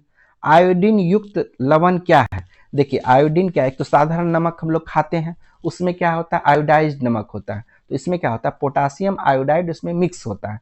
साधारण नमक में पोटासियम आयोडाइड जो फिजिकली मिक्स किया जाता है, ऐसा कोई केमिकल रिएक्शन नहीं होता, फिजिकल मतलब भौतिक रूप से मिला दिया जाता है। तो देखिए 1 नंबर में आंसर सही भी है, पोटासियम आयोडाइड और साधारण नमक का क्या हो जाएगा, मिश्रण हो जाएगा। देखिए आणविक आयोडीन नहीं, गलत है। पोटासियम आयोडाइड साधारण संयोजन से नहीं बनता, ये भौतिक मिश्रण है, ये भी क्या हो गया, गलत हो गया। आणविक है तो गलत हो गया। पोटासियम आयोडाइड और साधारण नमक आंसर होता है। अब देखिए ध्वनि तरंग के संबंधित निम्नलिखित कथनों में से कौन सा कथन सही है। जब हम ठोस से गैसीय अवस्था में जाते हैं तब ध्वनि की गति कम हो जाती है, सही बात है। देखिए ध्वनि को चलने के लिए माध्यम चाहिए, अब माध्यम अगर नजदीक नजदीक रहेगा तो ये क्या होगा कि यहाँ से जब प्रकाश इसको ध्वनि क्या है, एक ऊर्जा है, ठीक है। तो ऊर्जा जो है ध्वनि ऊर्जा के रूप में जब इसको मिला, इस कण को मिला और इसके बगल में दूसरा कण है, इसको टकरा दिया, फटाक से टकरा दिया तो इसके पास चला गया, फिर ये अगले को टकरा दिया। तो जितना सघन माध्यम रहेगा उतना जल्दी जल्दी क्या होगा, वो अगले को पहुंचाते रहेगा, और ध्वनि क्या होगा, आगे की तरफ, ध्वनि ऊर्जा आगे की तरफ बढ़ती रहेगी। तो इसलिए ठोस अवस्था में ज्यादा तेज गति से चलेगा, जबकि गैस अवस्था में कण क्या होता है, एगो कण यहाँ, एगो यहाँ यहाँ, तो इसको टकराने में थोड़ा सा समय लग जाएगा। तो गैस अवस्था में सबसे धीमा चलेगा। तो जब हम ठोस से गैसीय अवस्था में जाते हैं ध्वनि की गति क्या हो जाती है, कम हो जाती है। हम समझा भी दिए क्यों कम होती है, तो बिल्कुल सही है। किसी भी माध्यम में जैसे हम तापमान को कम करते हैं तो वैसे ध्वनि की गति क्या हो जाती है, बढ़ जाती है। देखिए ध्वनि की अगर 1 डिग्री सेंटीग्रेड बढ़ाइएगा ना तो ध्वनि 0.61 मीटर पर सेकेंड से क्या हो जाएगा, बढ़ जाएगा। 0.61 मीटर पर सेकेंड से क्या हो जाएगा, आपको बढ़ जाएगा, 0.6 बढ़ जाएगा। कह रहा है किसी माध्यम, जैसे हम तापमान को कम करते हैं तो वैसे ध्वनि की गति बढ़ जाएगी, नहीं, तापमान को कम कीजिएगा तो ध्वनि की गति भी क्या हो जाएगा, कम हो गया। तापमान को 1 डिग्री बढ़ाइएगा तो 0.6 मीटर बढ़ जाएगा, तो ये क्या हो गया, आपको गलत हो गया। ध्वनि की गति कांच के माध्यम की तुलना में एल्युमिनियम में कम होती नहीं, कांच ज्यादा ना ठोस होता है, तो कांच में जितना ज्यादा वो ठोस होगा, जितना सघन होगा, उतना ही उसमें क्या हो, ध्वनि की गति बढ़ेगी। एल्युमिनियम का ध्वनि का गति जो होता है आपको, वो क्या होता है, 6420 होता है, 6420 मीटर पर सेकेंड होता है, जबकि कांच में आपको क्या इतना होता है, 3980 मीटर पर सेकेंड होता है। तो किस में ज्यादा हो गया, एल्युमिनियम में ज्यादा हो गया, तो ये भी क्या हो गया, गलत हो गया। केवल आपका क्वेश्चन क्या, आपको कौन सा कथन सही है, सही केवल एक हो जाएगा, 2 और 3 दोनों क्या हो गया, आपका गलत हो गया। अब आते हैं हम लोग 30 नंबर पे। 30 में कह रहा है कि पीएच पैमाने के संबंध में निम्नलिखित में से कौन सा कथन सही है। तो पीएच तो जान रहे हैं, पीएच कितना होता है, 0 से लेके 14 तक पीएच होता है। 7 जो होता है वो न्यूट्रल होता है, 7 से कम एसिड, 7 से अधिक क्षार होता है, बेस होता है। बस इतना ही याद रखना। ये लघु गुणिक पैमाना है, बिल्कुल सही है। 0 से 14 तक सीमित होता है क्योंकि पानी का आयनिक गुणनफल 10⁻⁻14 होता है, बिल्कुल सही है। पीएच का मान जितना कम होगा विलयन की अम्लता उतनी ही ज्यादा होगी, सही बात है। सारा का सारा क्या हो गया, सही हो गया आपको। स्वदेशी आंदोलन के परिणाम स्वरूप क्या परिवर्तन हुए। 31 नंबर, में कह रहा है कि अब देखिए स्वदेशी आंदोलन हुआ कब, तो 1905 ईस्वी में, पहला बात ध्यान रखना है। उन अनेक कपड़े मिले मतलब मिल जो होता है, साबुन और माचिस के कारखाने, हैंडलूम के उद्यम और राष्ट्रीय बैंक और बीमा कंपनियां खुली। क्या सही है कि नहीं है? देखिए क्या हुआ, विदेशी वस्तु के बहिष्कार किया गया था इसमें। से क्या हुआ कि भारतीय उद्योग को क्या हुआ, प्रोत्साहन मिला। इसी दौरान अनेक स्वदेशी कपड़ा मिल मिल स्थापित किया गया, जैसे साबुन और माचिस के कारखाने स्थापित किए गए। हैंडलूम उद्योग क्या हुआ, विकसित हुआ। साथ ही वित्तीय आत्मनिर्भरता के लिए राष्ट्रीय बैंक और बीमा कंपनियां भी खोली गई। क्यों? क्योंकि विदेशी वस्तु का क्या करना था, बहिष्कार करना था। तो ये क्या हो गया, सही हो गया। राष्ट्रवादी काव्य, गद्य और पत्रकारिता का विकास हुआ। सही है कि नहीं है? देखिए सही है, क्योंकि आंदोलन ने लेखकों और कवियों को प्रेरित किया, जिससे राष्ट्रवादी काव्य, गद्य और पत्रकारिता का व्यापक विकास हुआ। उसी में आप रविन्द्रनाथ ठाकुर के विषय में देखिएगा, जैसे विचारकों का क्या हुआ, इस आंदोलन में काफी महत्वपूर्ण योगदान उन्होंने दिया। किसने? रविन्द्रनाथ ठाकुर ने। अब देखिए 15 अगस्त 1906 को एक राष्ट्रीय शिक्षा परिषद की स्थापना की गई। और सही बात है, ब्रिटिश शिक्षा प्रणाली के विकल्प के रूप में राष्ट्रीय शिक्षा को बढ़ावा दिया जाना था। उसी क्रम में क्या हुआ कि 15 अगस्त 1906 को एक राष्ट्रीय शिक्षा परिषद की क्या की गई, स्थापना की गई। ये भी क्या, तो सारा का सारा क्या हो गया, आपको सही हो गया। अब देखिए गांधी इरविन समझौते के संदर्भ में कौन सा कथन असत्य पूछा जा रहा है। देखिए कह रहा सरकार ने हिंसक और अहिंसक सभी प्रकार के राजनीतिक बंदियों को रिहा करने पर सहमत होगी। बिल्कुल गलत है। अहिंसक को तो रिहा कर दिया, हिंसक जो राजनीतिक बंदी था उसको नहीं रिहा किया। उसी क्रम में ना भगत सिंह, सुखदेव, राजगुरु को क्या किया गया, फांसी दे दिया गया, उन्हें नहीं छोड़ा गया। तो ये कथन आपका गलत हो गया। इस समझौते में नमक बनाने का अधिकार तथा विदेशी वस्त्रों और शराब की दुकानों पर धरना देने का शांतिपूर्ण विरोध करने की स्वीकृति मिल गई थी। मतलब निजी यूज के लिए नमक का उत्पादन किया जा सकता था। तो ये तो सही हो गया। समझौते के अनुसार कांग्रेस ने सविनय अवज्ञा आंदोलन रोक दिया तथा द्वितीय गोलमेज सम्मेलन में भाग लेने के लिए तैयार हो गई। ये भी क्या सही है? तो कौन कौन सही हो गया? सिर्फ आपको पहला गलत हो गया और दूसरा और तीसरा सही है। तो कौन का क्या कर असत्य पूछा रहा था, आंसर क्या हो जाएगा, ए हो जाएगा। अब आ जाते हैं हम लोग अस्थाई बंदोबस्त पे। तो अस्थाई बंदोबस्त हुआ कब था? तो अस्थाई बंदोबस्त जो है ये कब हुआ? 1793 ईस्वी में लॉर्ड कॉर्नवालिस के द्वारा हुआ। कह रहा है कि अस्थाई बंदोबस्त तो अन्य प्रदेशों में बहुत ही कम विस्तारित हुआ। क्योंकि मतलब 1793 बंगाल में तो लागू हुआ, लेकिन कह रहा है कि अन्य प्रदेश में क्यों नहीं लागू हुआ, उसके पीछे कारण बताइए। देखिए इसमें मुख्य कारण क्या है कि 1810 के पश्चात कृषि मूल्य में वृद्धि हो गई, जिससे फसल का मूल्य बढ़ गया, जबकि अस्थाई बंदोबस्त से राज्य के अंश में वृद्धि स्वीकृत नहीं थे। इसको इस तरह समझ सकते हैं कि 1810 के बाद कृषि उत्पादों की कीमत में क्या होगी, वृद्धि होगी, जिससे जमींदारों की आय तो बढ़ी, लेकिन ब्रिटिश सरकार का राजस्व स्थिर रह गया। सरकार को एहसास हुआ कि अस्थायी दर तय करके उन्होंने भविष्य में होने वाले मुनाफे का रास्ता ही बंद कर दिया।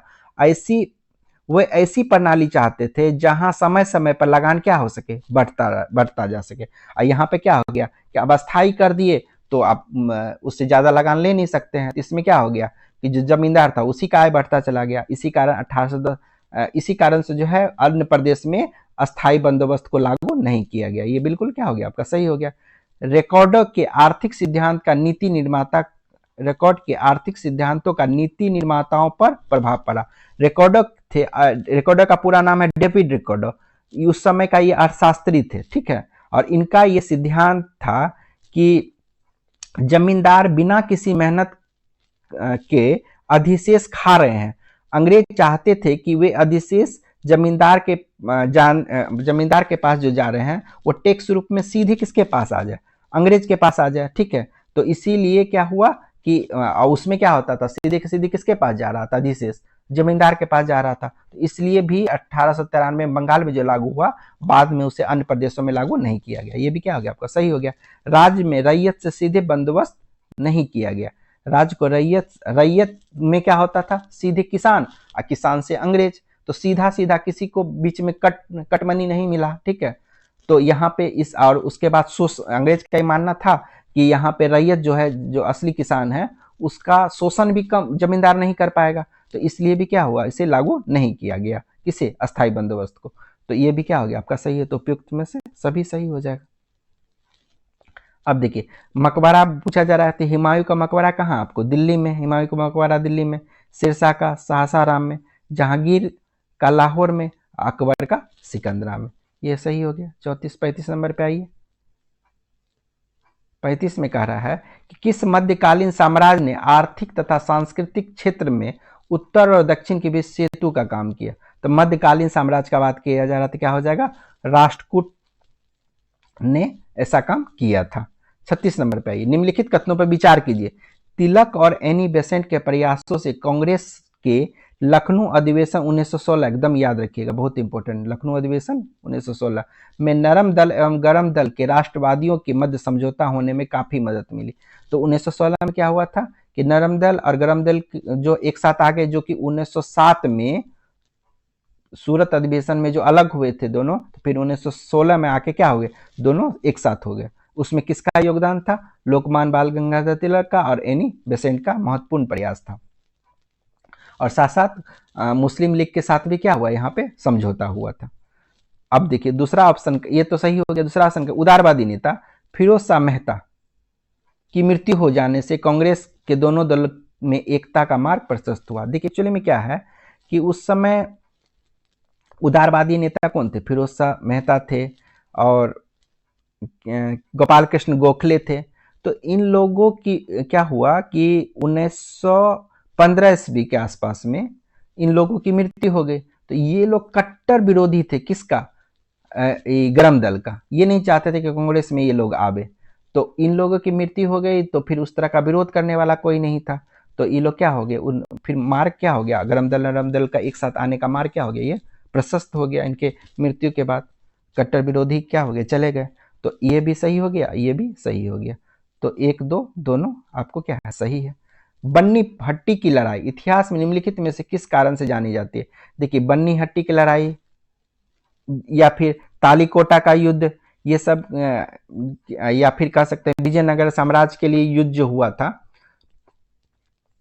तालीकोटा का युद्ध हो गया, या राक्षसी तांगड़ी का युद्ध भी कहा जाता है, के नाम से जाना जाता है। बन्नी हट्टी का युद्ध क्या हो गया, एक तो आपको तालीकोटा का युद्ध हो गया और राक्षसी तांगड़ी का युद्ध भी इसे कहा जाता है। इसमें क्या हुआ था, एक तरफ तो आपको राम राय थे, किसके तरफ से, विजयनगर के तरफ से राम राय, और उसके बाद इधर से क्या थे आपको, बीजापुर, गोलकोंडा, अहमदनगर और बीदर के मुस्लिम सुल्तानों का संयुक्त संघ था। दोनों के बीच क्या हुआ, युद्ध हुआ, जिसमें राम राय की क्या हो गई, मृत्यु हो गई।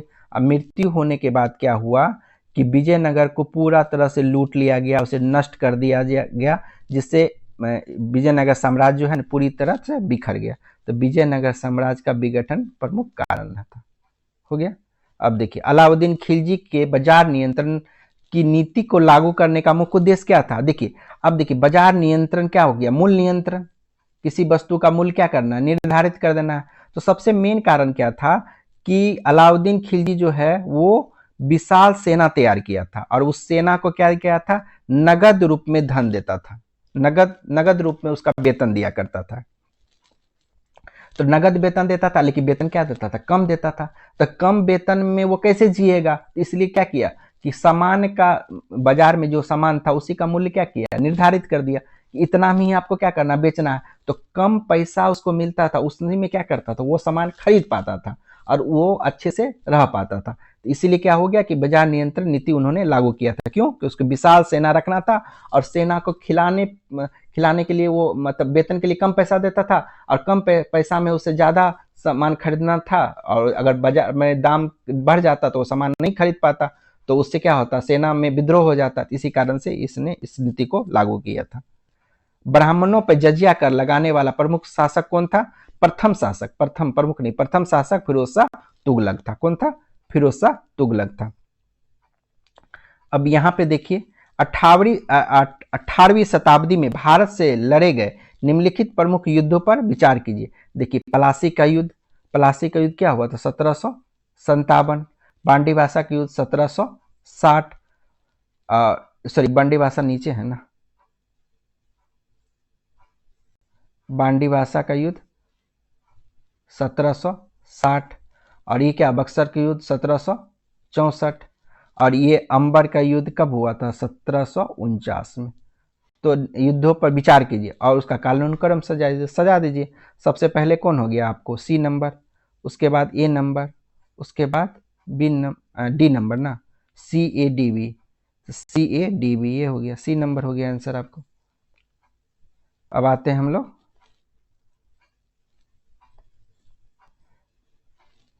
41 नंबर। कह रहा है कि मैजिक लालटेन व्याख्यान तमिलनाडु में जनता के बीच निम्नलिखित में से किस घटना के दौरान राजनीतिक चेतना उत्पन्न करने का एक लोकप्रिय तरीका था। तो एक्चुअली में क्या है कि ये आपको आंदोलन था स्वदेशी आंदोलन। तो मैजिक लालटेन आधुनिक प्रोजेक्टर का एक शुरुआती रूप था। इसमें कांच की स्लाइडों पर चित्र बने होते थे, जिन्हें एक मोमबत्ती या तेल के दिए की रोशनी और लेंस के जरिए दीवार या सफेद पर्दे पर बड़ा करके इसे क्या किया जाता था, दिखाया जाता था। उस समय साक्षरता क्या थी, कम थी, इसलिए भाषण के बजाय चित्रों के माध्यम से दी गई जानकारी जो नहीं साक्षर थे जनता को और किसानों के बीच अधिक प्रभावी साबित हुआ। उसने लोगों के भीतर देशभक्ति की भावना को गहराई से जगाया था। तो ये क्या, कौन सा आंदोलन था उस समय, ये आपको स्वदेशी आंदोलन था। हमने बी मार दिया था, गलत। क्या होगा, स्वदेशी आंदोलन। स्वदेशी आंदोलन। अग्रहारिक नामक अधिकारी निम्नलिखित में से किसकी देखभाल करता था। तो अग्रहारिक जो है, एक्चुअली देखिए क्या बात है कि प्राचीन काल में, विशेषकर गुप्त काल और उसके बाद के समय में, ब्राह्मणों या धार्मिक संस्थानों को दान दी गई कर मुक्त भूमि को क्या कहते थे, अग्रहार कहते थे। क्या कहते थे, अग्रहार कहते थे। दान में दी गई भूमि और उससे जुड़े धार्मिक न्यासों के प्रबंधन और देखरेख करने के लिए नियुक्त अधिकारी को क्या कहा जाता था, अग्रहारी कहा जाता था। धार्मिक न्यास के देख रेख और ये अग्रहार भूमि के देख रेख करने के लिए एक जो अधिकारी नियुक्त किया जाता था उसे ही क्या कहते थे, धार्मिक न्यास कहते थे। अब देखिए, जलियांवाला बाग हत्याकांड के विरोध में निम्नलिखित में से किसने वायसराय की कार्यकारी परिषद से त्याग पत्र दे दिया। तो जलियांवाला हत्याकांड कब हुआ था, 13 अप्रैल 1919 में हुआ, ये याद रखना है। दूसरा देखिए, शंकर नारायण शर्मा, अभी तो जलियांवाला मूवी तो आया था ही, देखे ही होंगे केसरी 2, उसमें शंकर नायर जो थे, सर शंकर नायर, इन्होंने ही सर की उपाधि क्या की थी, नाइट की उपाधि इन्होंने कार्यकारी परिषद से क्या की थी, सदस्यता त्याग कर दी थी। तो शंकर नायर इसका आंसर हो जाएगा। रविन्द्रनाथ टैगोर ने क्या कहते, रविन्द्रनाथ टैगोर जो थे उन्होंने नाइटहुड जो है, सर की उपाधि इन्होंने त्याग कर दी थी। और महात्मा गांधी ने क्या किया था, महात्मा गांधी को केसरी हिंद की उपाधि महात्मा गांधी ने त्याग कर दी थी। अब मदन मोहन मालवीय ने उस समय हंटर कमेटी का जो रिपोर्ट आया था उसके लिए असहमति नोट लिखा था। तो आंसर क्या हो जाएगा, आपको सी नंबर हो जाएगा। अब आते हैं हम लोग, भारतीय राष्ट्रीय कांग्रेस ने अपने किस वार्षिक अधिवेशन में स्वराज की प्राप्ति को अपना मुख्य लक्ष्य घोषित किया। तो ये क्या हो जाता है, कलकत्ता अधिवेशन 1906 में। कांग्रेस ने इसी मन से दादाभाई नौरोजी ने पहली बार स्वराज शब्द का इस्तेमाल किया, इसे कांग्रेस का मुख्य लक्ष्य घोषित किया। इन शब्दों में इसका अर्थ ब्रिटेन या उसके उपनिवेशी जैसी स्वशासी शासन प्रणाली से था। ये तो आंसर हो गया। जबकि लखनऊ अधिवेशन तो जान ही रहे, नरम दल गरम दल मिला था। सूरत 1907 में क्या हुआ था, विभाजन हुआ था।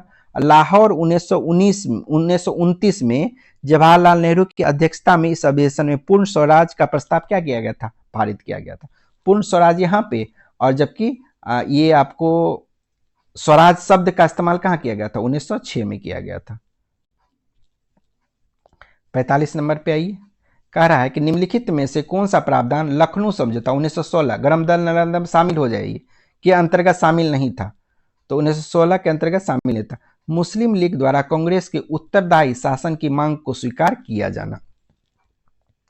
तो इसमें क्या था आपको कि लखनऊ समझौते के तहत मुस्लिम लीग और कांग्रेस के बीच यह समिति बनी कि वे मिलकर सरकार के उत्तरदायी शासन और शासन के लिए डोमिनियन स्टेट की मांग करेंगे, और लीग इसका क्या करेगा, मुस्लिम लीग इसका पूरी तरह कांग्रेस का समर्थन करेगा। तो ये सही हो गया आपको। कांग्रेस ने मुस्लिम लीग की मुसलमानों के लिए पृथक निर्वाचन व्यवस्था को मांग स्वीकार किया। ये फर्स्ट टाइम था जब उन्होंने पृथक निर्वाचन की मांग को क्या किया, स्वीकार कर लिया। केंद्रीय व्यवस्थापिका सभा में कुल निर्वाचित भारतीय सदस्यों का 1/9 भाग मुसलमानों के लिए आरक्षित किया गया। ये गलत है, 1/9 की जगह पे 1/3 कीजिए। 1/3 भाग मुसलमानों के लिए क्या किया गया, आरक्षित किया गया। तो ये सी नंबर आपको गलत हो गया। आंसर गलत ही शामिल नहीं पूछा जा रहा था, तो आंसर आपको यही हो जाएगा। और देखिए, मुसलमानों के लिए निर्वाचन हेतु सांप्रदायिक चुनाव व्यवस्था स्वीकार की गई, बिल्कुल सही है। राष्ट्रीय आंदोलन के दौरान स्थापित होने वाली निम्नलिखित संस्था पर विचार कीजिए। इसमें देखिए, लैंड होल्डर सोसाइटी की स्थापना कब हुई थी, 1838 में। 1838 में लैंड होल्डर सोसाइटी की किसने किया था, द्वारकानाथ टैगोर ने किया था। द ब्रिटिश इंडिया एसोसिएशन की शुरुआत जो है 1891 में ईस्वी में हुआ था। ये लैंड होल्डर सोसाइटी और बंगाल ब्रिटिश इंडिया सोसाइटी के विलय से बना था, ठीक है। उसके बाद आप देख लीजिए, मद्रास नेटिव एसोसिएशन 1852 में ये बना आपको। और इसकी स्थापना जो है गाजुल लक्ष्मी नरुस चेट्टी ने मद्रास में की थी। द इंडियन एसोसिएशन की स्थापना 1876 ईस्वी में सुरेंद्र नाथ बनर्जी और आनंद मोहन बोस के द्वारा किया गया था। तो इस तरह से संस्था पर विचार कीजिए, उसका कानूनक्रम को व्यवस्थित कीजिए। तो सबसे पहले कौन हो जाएगा, सबसे आपको 1838 4 नंबर, उसके बाद हो जाएगा 1 नंबर, उसके बाद आपको हो जाएगा 2 नंबर, उसके बाद हो जाएगा 3, 4 1 2 3, 4 1 2 3, 4 1 2 3, बी नंबर हो जाएगा आंसर। अब यहां पे आते हैं हम लोग 47 नंबर। निम्नलिखित में से कौन सा प्रथम यूरोपियन व्यक्ति था जिसने भू क्षेत्र अर्जित करने के उद्देश्य से भारतीय राजाओं के झगड़े में भाग लेने की नीति आरंभ की। ये कौन सा था, डुप्ले था। फ्रांसीसी गवर्नर डुप्ले पहला व्यक्ति था जिसने भारतीय राजनीतिक के आंतरिक मामलों में हस्तक्षेप कर यूरोपीय साम्राज्य का विस्तार की नींव रखी थी। डुप्ले ने देखा कि भारतीय राजा आपस में लड़ रहे थे, उसने अपनी प्रशिक्षित यूरोपीय सेना के किराए पर देकर राजा के क्या किया, मदद किया। और बाद में क्या हुआ कि इसी को सहायक संधि के रूप में लॉर्ड वेलेजली ने इसको क्या किया, आगे बढ़ा दिया। तो आंसर क्या हो जाएगा, डुप्ले हो जाएगा। कश्मीर के इतिहास से संबंधित पुस्तक राजतरंगिणी किस शासक के संरक्षण में लिखा गया था। तो राजतरंगिणी जो है राजा जयसिंह के संरक्षण में लिखा गया था। महारानी दिद्धा देखिएगा तो राजतरंगिणी की में एक साम्राज्य के विषय में जो है मतलब जो राजा के विषय में चर्चा किया उसमें इनका भी नाम है।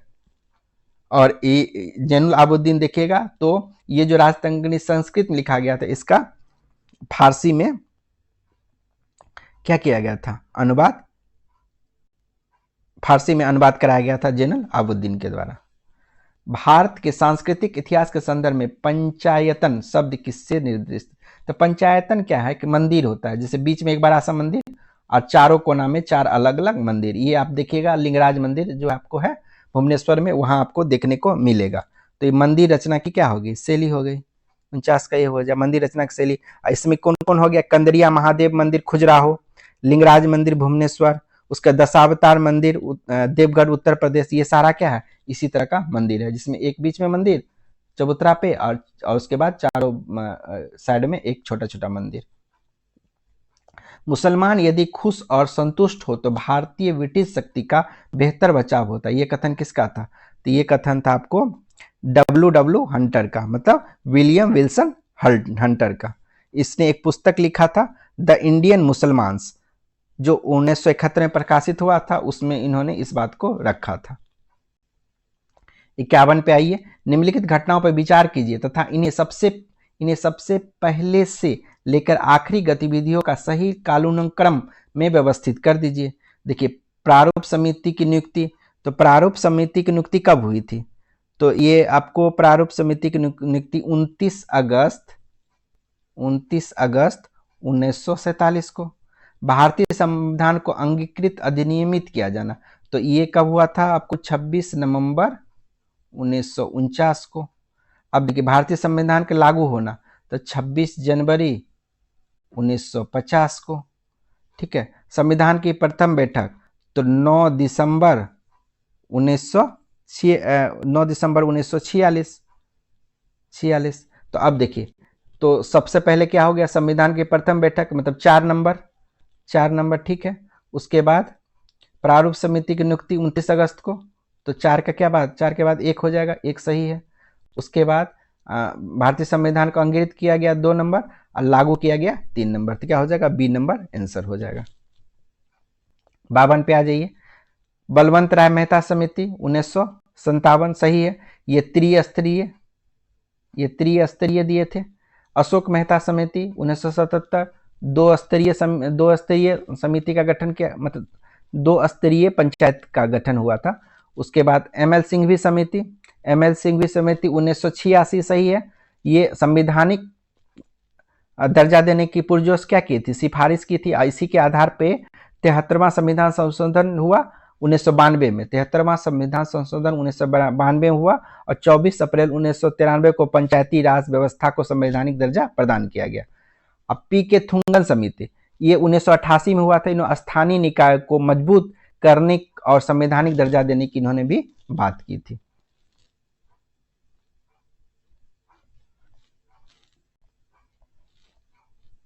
अंठावन नंबर पे आइए, भारत के राष्ट्रपति के निर्वाचन के संबंध में निम्नलिखित में से कौन सा कथन सही नहीं है, नहीं पूछा जा रहा।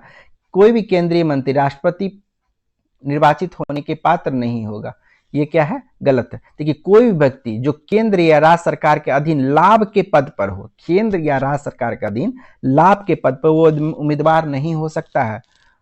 हालांकि राष्ट्रपति, उपराष्ट्रपति, राज्यपाल, मंत्री केंद्र या राज्य के का लाभ का पद नहीं माना जाता है, लेकिन निर्वाचित होने के बाद कोई भी मंत्री को अपना पद छोड़ना पड़ेगा। तो ये क्या हो गया, गलत हो गया, क्योंकि इससे लाभ का पद राष्ट्रपति, केंद्रीय मंत्री को लाभ का पद माना ही नहीं जाता है। राष्ट्रपति का निर्वाचन संसद और राज्य एवं संघ राज्य क्षेत्रों के विधानसभा के निर्वाचित सदस्यों द्वारा किया जाता है। याद रखिए, हमेशा निर्वाचित सदस्यों के द्वारा दिया जाता है, मनोनीत सदस्य के द्वारा नहीं दिया जाता है। निर्वाचक गण में विधान परिषद के निर्वाचित सदस्य शामिल नहीं होते, बिल्कुल सही है, निर्वाचित सदस्य शामिल है। कौन सा कथन सही नहीं, तो ए नंबर क्या हो जाएगा, आपको गलत हो जाएगा। एकल संक्रमणीय मत और अनुपातिक प्रतिनिधित्व पद्धति का पालन किया जाता है, ये भी क्या है, सही है, ये भी सही है। भारतीय संविधान ने प्रारंभ में कितनी अवधि के लिए सभी सरकारी उद्देश्य हेतु अंग्रेजी भाषा के उपयोग के लिए अनुमति प्रदान की थी, तो कितने वर्षों के लिए की थी, तो 15 वर्षों के लिए। एक्चुअली में क्या था, संविधान का अनुच्छेद 343 के तहत देवनागरिक लिपि में हिंदी को संघ की राजभाषा घोषित किया गया। हालांकि संविधान में यह प्रावधान किया गया था कि संविधान लागू होने की तिथि 1950 से 15 वर्ष की अवधि अर्थात 1965 तक सरकारी कार्यों के लिए अंग्रेजी का प्रयोग जारी रहेगा। बाद में राजभाषा अधिनियम 1963 द्वारा इसे अनिश्चित काल के लिए क्या किया गया, बढ़ा दिया गया। 55 नंबर पे आइए, भारत में दैनंदिनी रोजाना जेल प्रशासन के लिए जेलों का अनुरक्षण राज्य सरकार अपने नियमों और विनियमों से करती है। एक्चुअली में देखिएगा कि जेल एक राज्य सूची का विषय, जेल क्या है, राज्य सूची का विषय, इसलिए जेल का दैनिक प्रशासन और रखरखाव के लिए राज्य सरकार क्या करती है, नियम बनाती है। और देखिएगा कि भारत में जेलों के प्रबंधन अभी भी मुख्य रूप से जेल अधिनियम 1894 द्वारा शासित होता है, जिसने जेलों के नियंत्रण और प्रांतीय अब राज्य सरकार को सौंपा गया है। तो ये सही हो गया। भारत में जेल नियंत्रण 1894 द्वारा किया जाता है, जिससे जेल के विषय स्पष्ट रूप से प्रांतीय सरकारों में नियंत्रण में था। बिल्कुल सही है, दोनों सही है। तो आंसर क्या हो जाएगा, ए हो जाएगा। 56 नंबर पे आ जाइए, निम्नलिखित कथनों पर विचार कर लीजिए। भारत संविधान का 61वां संशोधन मतदाताओं की आयु घटाने से संबंधित है। बिल्कुल ये क्या है, आपको सही है।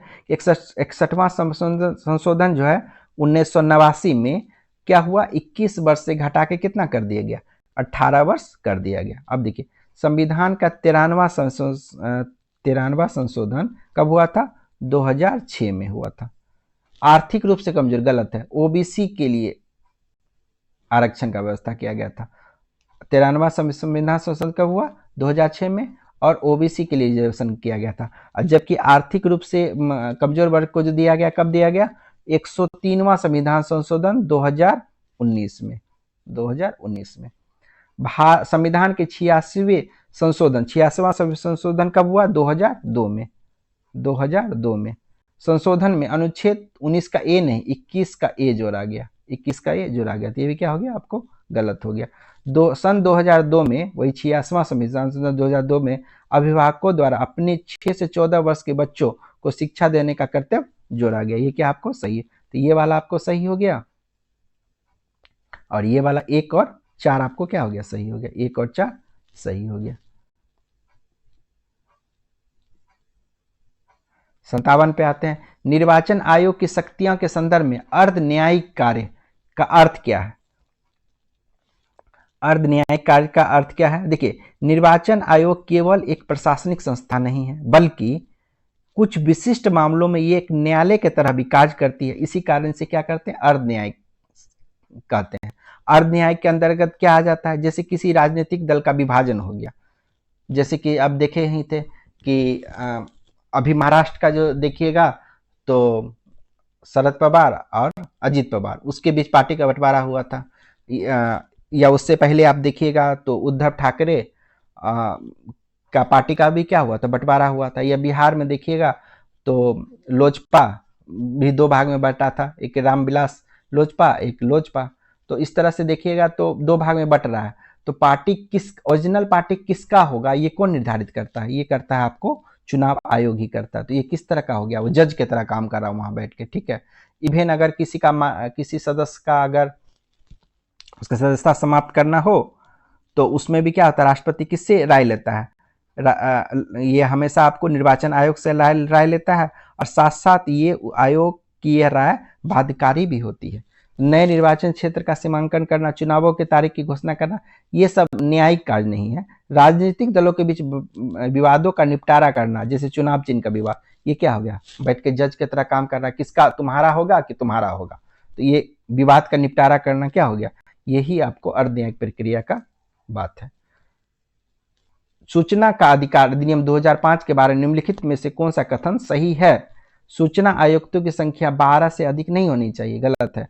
ये क्या है? सूचना आयोग की जो है इसमें एक आपको अध्यक्ष सूचना आयुक्त होगा, ठीक है। 10 एक मुख्य सूचना आयुक्त और 10 क्या हो जाएगा? सूचना आयुक्त हो गया। टोटल 11 ना हो गया, 12 कहां से हो जाएगा? गलत हो गया। मुख्य सूचना आयुक्त का 5 वर्ष की अवधि के लिए पद धारण करना होगा। शुरुआत में ये सही था, लेकिन अब क्या किया? इसमें संशोधन करके इसको 3 वर्ष कर दिया गया। मुख्य सूचना आयुक्त पुनः नियुक्ति के लिए पात्र होंगे, बिल्कुल गलत है, वो पुनः नियुक्ति के लिए पात्र नहीं होंगे। तो आंसर तो ऐसे देखिए तीनों गलत हो जाएगा। लेकिन अगर हम सूचना आयोग अधिनियम 2005 का ही सिर्फ बात करें, क्योंकि ये तो 2019 में किया गया है, संशोधन 2019 में किया गया है, तो इस हिसाब से आंसर हमारा क्या हो जाएगा? 2 क्या हो जाएगा? सही हो जाएगा। तो केवल 2 सही होगा। 59 नंबर पे आइए। निम्नलिखित कथनों और कारण पे विचार कीजिए। राज्य की कार्यपालिका शक्ति का प्रयोग संसद के कानूनों का अनुपालन सुनिश्चित करने हेतु होता है। ये आपको क्या है? सही है। एक्चुअली में क्या है कि भारतीय संविधान का अनुच्छेद 256 जो है के अनुसार प्रत्येक राज्य की कार्यपालिका शक्ति का प्रयोग इस प्रकार किया जाएगा जिससे संसद द्वारा बनाए गए कानून का अनुपालन सुनिश्चित हो सके। यह केंद्र और राज्यों के बीच प्रशासनिक समन्वय बनाने के लिए अनिवार्य है। 256 के तहत भारत सरकार अपनी कार्यपालिका शक्तियों का प्रयोग करके राज्य सरकार को आवश्यक निर्देश दे सकती है। वही सही बात है। संविधान का अनुच्छेद 257 केंद्र सरकार को यह शक्ति देता है कि वे राज्य सरकार को निर्देश दे सके जो संघ की कार्यपालिका शक्ति के प्रयोग के लिए आवश्यक हो, जैसे कि संचार साधनों का रखरखाव, रेलवे की सुरक्षा आदि। तो ये दोनों क्या हो गया? सही है। और एक दूसरे का क्या कर रहा है? एक्सप्लेनेशन भी दे रहा है। तो आंसर क्या हो जाएगा? 1 हो जाएगा आपको। निम्नलिखित कथनों पर विचार कीजिए। संविधान का अनुच्छेद 109 कुछ विशेष परिस्थितियों में संसद के दोनों सदनों की संयुक्त बैठक का प्रावधान करता है। 108 संयुक्त बैठक का प्रावधान करता है, 109 नहीं, ये गलत हो गया। तो ये ऑप्शन गलत हो गया। 108 संयुक्त बैठक का प्रावधान करता है, 118 में लोकसभा अध्यक्ष आ जाता है। देखिए, संयुक्त बैठक की अध्यक्षता लोकसभा अध्यक्ष द्वारा की जाती है, अनुच्छेद 118 के तहत। ये आपको क्या हो गया? सही हो गया। अब कह रहा है धन विधेयक के मामले में असहमति होने पर संयुक्त बैठक बुलाने का प्रावधान नहीं है। देखिए, धन विधेयक हो जाए, संविधान संशोधन विधेयक हो जाए, आप संयुक्त बैठक नहीं बुला सकते। सिर्फ साधारण विधेयक और वित्त विधेयक पे आप संयुक्त बैठक बुला सकते हैं। तो ये क्या हो गया, सही हो गया। 2 और 3 आपका क्या है, सही हो गया, 2 और 3 सही है। हिंदू वृद्धि दर संबंध किस आर्थिक संकेतक से है? हिंदू वृद्धि दर किससे है, जीडीपी से है। एक्चुअली में क्या था कि हिंदू वृद्धि दर संबंध के विषय में 1978 ईस्वी में अर्थशास्त्री राजा कृष्णन, क्या नाम था इनका, राजा कृष्ण राज कृष्ण, राज कृष्णा, 1978 ईस्वी में भारतीय अर्थव्यवस्था की 1950 से 1920 बीच निम्न वृद्धि दर, जो कि 3.5% से कितना था, 4% के बीच था, कब, 1950 से लेकर 1980 को दर्शाने के लिए उन्होंने क्या किया था, हिंदू वृद्धि दर का प्रयोग संकेत दिया था। इसमें उस समय भारत की अर्थव्यवस्था लाइसेंस परमिट राज के अधीन थी, ठीक है, मतलब कोई भी उदारता नहीं था और सीमित निजी निवेश और कड़े सरकारी नियंत्रणों के कारण विकास दर क्या हो गई थी, धीमी हो गई थी। तो जीडीपी से था, राजा कृष्णन दिए थे कब, 1978 ईस्वी में दिए थे। और कब जनसंख्या, ये जो जीडीपी कब से कम था, 1950 से 1980 के बीच कम था। क्यों कम था, क्योंकि लाइसेंस परमिट राज चल रहा था। 62 पे आ जाइए। कह रहा है कि भुगतान संतुलन के चालू खाते में निम्नलिखित में से क्या शामिल नहीं है। देखिए, भुगतान संतुलन के लिए 2 खाता है, एक चालू खाता और दूसरा कौन सा खाता है, एक हो गया आपको चालू खाता और दूसरा हो गया पूंजीगत खाता, चालू खाता और पूंजीगत खाता। तो चालू खाता के अंतर्गत क्या आ जाएगा, वस्तु और सेवाओं का निर्यात, जो दृश्य व्यापार है, मतलब आप इसको देख सकते हैं, सेवाओं का निर्यात और आयात, ये आपको अदृश्य है, इसे भी आप क्या कर सकते हैं, देख सकते हैं। और उसके बाद क्या होता है, एक तरफा हस्तांतरण, ये भी चालू खाता में आ जाएगा। एक तरफा हस्तांतरण किसको कहते हैं, जैसे आपको उपहार मिल गया, विदेशी सहायता मिल गया, तो ये क्या है, एक तरफा आपको संतुलन हस्तांतरण है। तो ये सब किसके अंतर्गत आएगा, चालू खाता में। क्या नहीं आएगा, विदेशी प्रत्यक्ष निवेश जो है ये आपको नहीं आएगा, यही शामिल नहीं होता। फिलिप्स वक्र के संबंध में निम्नलिखित में से कौन सा कथन असत्य है। तो देखिए, फिलिप्स वक्र के विषय में जो कहा जाता है, ये मुद्रास्फीति और बेरोजगारी के बीच संबंध बताता है। मुद्रास्फीति और बेरोजगारी के बीच में संबंध बताता है। इसमें देखिए एक चीज क्या कहता है, इसका अलग कंसेप्ट है। इसका कंसेप्ट ये है कि अगर आय बढ़ा तो मांग क्या हो जाएगा, बढ़ जाएगा। अब मांग बढ़ गया तो वस्तु का कीमत भी क्या हो जाएगा, बढ़ जाएगा। तो आय कब बढ़ेगा, जब बेरोजगारी घटेगा। जब बेरोजगारी कम होगा तो कीमत क्या हो जाएगा, और कीमत बढ़ना ही क्या होता है, मुद्रास्फीति होता है। तो रोजगार घटा मतलब, एक मिनट, तो बेरोजगारी जैसे घटेगा, तो क्या हो जाएगा, आय, मतलब रोजगार सबको मिलेगा, रोजगार मिलेगा सबको तो आय बढ़ जाएगा, आय बढ़ जाएगा तो वस्तु का मांग बढ़ जाएगा, मांग बढ़ जाएगा तो कह रहा है कि कीमत भी बढ़ जाएगा। तो समानुपाती संबंध ये स्थापित करने के लिए बताता है। तो यहाँ पे ऑप्शन अगर हम लोग देखते हैं तो कह रहा है कि यह मुद्रास्फीति और बेरोजगारी के बीच सीधा संबंध को प्रदर्शित करता है। सही बात है। इसके अनुसार जब अर्थव्यवस्था में बेरोजगारी कम होती है, देखिए बेरोजगारी कम मतलब रोजगार बढ़ा, तो मुद्रास्फीति के दर बढ़ने की प्रवृत्ति होती है। हाँ, रोजगार बढ़ेगा, सबके पास पैसा आ जाएगा तो मांग बढ़ जाएगा, मांग बढ़ जाएगा तो वस्तु का कीमत भी बढ़ जाएगा। तो क्या हो जाएगा, सही है। तो ये आपको 2 नंबर सही है क्या, मुद्रास्फीति और बेरोजगारी के, बेरोजगारी बढ़ेगा तो मुद्रास्फीति क्या हो जाएगा, घटेगा ना। इन्वर्सली प्रोपोर्शनल, सीधा संबंध नहीं, व्युत्क्रमानुपाती हो गया। तो ये आपको क्या हो गया, गलत हो गया। तो केवल 2 सही है। गिफिन वस्तुओं के संदर्भ में मांग के नियम के अपवाद होने का मुख्य कारण क्या है। तो गिफिन वस्तु उसको कहते हैं जो आपको काफी जरूरत हो जिस वस्तु का, जैसे क्या है, आपको आटा, चावल, इसके बगैर आदमी जिंदा नहीं रह सकता। आटा चावल, मान के चलिए हम लोग के आटा चावल है, आटा चावल हम लोग को खाना ही, नमक रोटी हम लोग खा सकते हैं या चावल नमक खा सकते हैं, ये तो इंपॉर्टेंट है। तो कहने का मतलब ये है कि अगर आय घट गई, ठीक है, आय अगर घट गई या या इसकी कीमत दोनों की बहुत ज़्यादा बढ़ गई। ठीक है, अभी आप क्या करते थे, आटा खरीदते थे और आटा के साथ आप क्या करते थे, चिकन खरीद लेते थे, चिकन रोटी खाते थे, चिकन रोटी खाते थे और चावल, चिकन रोटी खाते थे, और क्या हुआ कि आटा का दाम बढ़ गया। तो आटा का दाम बढ़ गया तो अब आप क्या कीजिएगा, चिकन खाली खाइएगा, ऐसा तो नहीं कीजिएगा। अब आप क्या कीजिएगा, चिकन को छोड़ दीजिएगा, ये पैसा किस में लगा दीजिएगा, आटा में ही लगा दीजिएगा। ठीक है, तो गिफ्टिंग वस्तु का ही मांग, इसमें क्या हो गया कि जिसका कीमत बढ़ गया तो उसी का मांग क्या हो गया, बढ़ गया। हम लोग और चिकन चिकन को छोड़ के किसको खाना शुरू कर दिए, आटे लिए और नमक के साथ रोटी खा लिए। तो यही इसका गफिन वस्तु इसी कहा जाता है।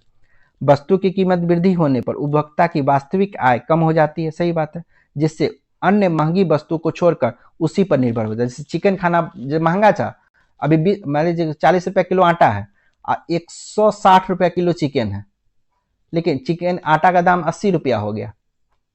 ठीक है, तो हम लोग क्या किए, चिकन खाना बंद कर दिए, आटा लेकिन खरीदते रह गए। तो क्या हो गया कि महंगी वस्तु को तो छोड़ दिए, लेकिन उसी वस्तु पे क्या हो गया, निर्भर हो गया, जिसका दाम बढ़ गया। तो इसी को बी नंबर आंसर इसका हो जाता है। समझ गए होंगे बात।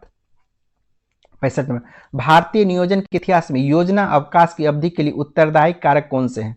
भारत चीन युद्ध 1962 और भारत पाक युद्ध 1965, बिल्कुल सही है। लगातार 2 वर्षों तक क्या हुआ था, भीषण सूखा, ये भी क्या है आपको सही है।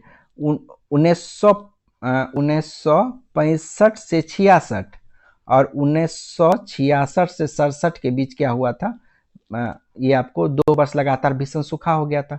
ये भी आपको क्या है, दिक्कत का कारण बना। अब मुद्रा का अवमूल्यन उस समय किया गया 1966 में, और जब अवमूल्यन किया गया तो आर्थिक स्थिरता को क्या हुआ, बढ़ावा मिल गया। तो तीनों का तीनों क्या आपको सही है। 65 नंबर, 66 पे आ जाइए। राष्ट्रीय आय लेखांकन के साधन लागत और बाजार मूल्य के बीच अंतर को कौन स्पष्ट करता है। तो क्या हो जाएगा 66 नंबर का, तो 66 नंबर का आपको हो जाएगा ए नंबर, शुद्ध अप्रत्यक्ष कर या अप्रत्यक्ष पर सब्सिडी। लॉरेंज वक्र और गिन्नी गुणांक के बारे में कौन सा कथन सत्य है। गिन्नी गुणांक का मान 0 होने पर पूर्ण असमानता, गहनी अगर 0 हो जाए तो पूर्ण समानता, और 1 हो जाए तो पूर्ण असम 1 होता तो ये आंसर होता पूर्ण असमानता। लॉरेंज वक्र जितना निरपेक्ष समानता रख लॉरेंज वक्र जितना निरपेक्ष समता रखता है के करीब होगा, असमानता उतनी ही कम होगी, सही है। गिनी गुणांक लॉरेंज वक्र के नीचे क्षेत्र से प्राप्त किया जाता है, ये भी क्या है आपको 67 नंबर भी सही है। तो 2 और 3 क्या हो जाएगा, सही हो जाएगा। 68 नंबर पे आ जाइए। 68 नंबर में कह रहा है कि न्यूनतम समर्थन मूल्य के संबंध में निम्नलिखित कथनों पर विचार कीजिए। एमएसपी की घोषणा कृषि मंत्रालय के अंतर्गत सीएसीपी, तो सीएसीपी का क्या मतलब हो गया, कृषि लागत और मूल्य आयोग की सिफारिश पर की जाती है, सही बात है। वर्तमान में 13 अनिवार्य, एक्चुअली में 22 + 1 23 ही मान के चलिए, अनिवार्य फसलों के लिए एमएसपी घोषित की जाती है, ये भी क्या आपको सही है। मक्के और बाजरे के लिए एमएसपी के स्थान पर उचित और लाभकारी मूल्य एफआरपी की घोषणा की जाती है, गलत है। मक्के और बाजरा के लिए एमएसपी का ही घोषणा किया जाता है, जबकि आपको एफआरपी गन्ने के लिए घोषित किया जाता है। किसके, गन्ने के लिए एफआरपी घोषित किया जाता है, गन्ना के लिए। तो ये क्या हो गया आपको गलत हो गया, 1 और 2 आपका सही हो गया। बिहार के भौतिक विभाजन के संदर्भ में दून घाटी की औसत लंबाई कितनी है और किन दो मध्य श्रेणियों के बीच ये स्थित है। तो क्या हो जाएगा आपको, देखिए यहाँ पे क्या है कि दून घाटी, जिसे हरहा नदी घाटी भी कहा जाता है, उत्तर में स्थित सोमेश्वर श्रेणी और दक्षिण में स्थित रामदून घाटी पहाड़ियों के क्या है बीच स्थित है, और यह घाटी 24 किलोमीटर लंबी है। तो 24 किलोमीटर लंबी है, और रामदून घाटी और सोमेश्वर श्रेणी आपको उत्तर में हो जाता है, और दक्षिण में रामदून घाटी के बीच क्या है विस्तारित है। तो आंसर क्या हो जाएगा, 1 हो जाएगा। भारत में भूगर्भीय संरचना के अनुसार विंध्यन समूह की चट्टानों का विस्तार मुख्य रूप से सोन नदी के उत्तर में पाया जाता है। इन चट्टानों में कौन सा खनिज निक्षेप सबसे अधिक पाया जाता है। तो क्या हो जाता है आपको, पायराइट्स और चूना पत्थर। बिहार के टाल क्षेत्र के संदर्भ में विचार करें। मोकामा से लखीसराय तक विस्तृत निम्न भूमि क्षेत्र किस काल में निर्मित हुआ और इसकी ढाल किस दिशा की ओर है? ये क्वाटरनरी काल में विकसित हुआ और पश्चिम से पूरब की ओर इसकी दिशा है। पुरानी जलोढ़ बांगर मिट्टी बिहार के किन क्षेत्रों में सबसे अधिक विस्तृत है? इसमें किन तत्वों की कमी पाई जाती है? ये आपको रोहतास, गया, पटना में पाया जाता है। और नाइट्रोजन और फास्फोरस की कमी होती है। क्यों? कि यहाँ पे हमेशा बाढ़ नहीं आता है, बाढ़ नहीं आएगा तो नई मिट्टी वहां नहीं आएगा।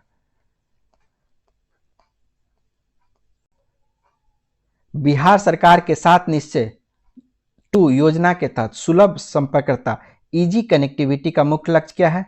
ये आपको क्या है कि प्रमुख शहरों में बाईपास फ्लाईओवरों का निर्माण, जिससे क्या हो जाए, जाम की समस्या समाप्त हो जाए। जाम की समस्या क्या हो जाए, समाप्त हो जाए।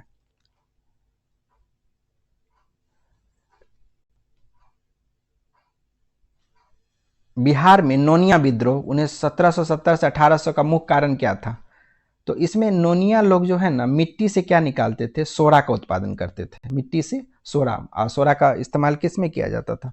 बारूद बनाने में किया जाता था। तो ये लोग करते थे, और उसमें क्या करता था अंग्रेज जो है, अंग्रेज लोग इस पे पूर्ण आधिपत्य जमाना चाहते थे। और वो क्या करते थे, इसका कीमत कितना देते थे? 2 से 4 रुपये प्रति मन। एक मन शायद 40 किलो होता है कि 20 किलो, ध्यान में नहीं है, 20 किलो शायद होता है। तो प्रति मन कितना, 2 किलो से 4 किलो, 2 रुपया से 4 रुपया देते प्रति मन। लेकिन यही जब वो नोनिया लोग जो है इसको चोरी छिपे अन्य व्यापारी को बेचते थे तो ज़्यादा पैसा मिलता था। लेकिन ये चीज अंग्रेज नहीं चाहते थे, वो एकाधिकार चाहते थे, और इसके कारण नोनिया के क्या होता था, शोषण होता था। तो सोरे के व्यापार पर अंग्रेज एकाधिकार और शोषण, यही चीज संबंधित था। और इसी कारण क्या हुआ था, सारण, तिरहुत, हाजीपुर, पूर्णिया जिलों में क्या हुआ था, इसमें आंदोलन स्टार्ट हुआ था। सविनय अवज्ञा आंदोलन के दौरान बिहार के किस जिले में नखास पिंड नामक स्थान पर नमक कानून भंग करने हेतु एक बड़ा केंद्र बनाया गया? तो कहाँ बनाया गया था? ये आपको पटना में बनाया गया था। इसमें सच्चिदानंद सिन्हा और बी के दत्त, ये यहाँ पे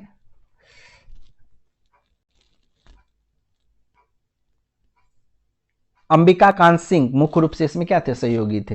अंबिका कांत सिंह और रामवृक्ष बेनीपुरी।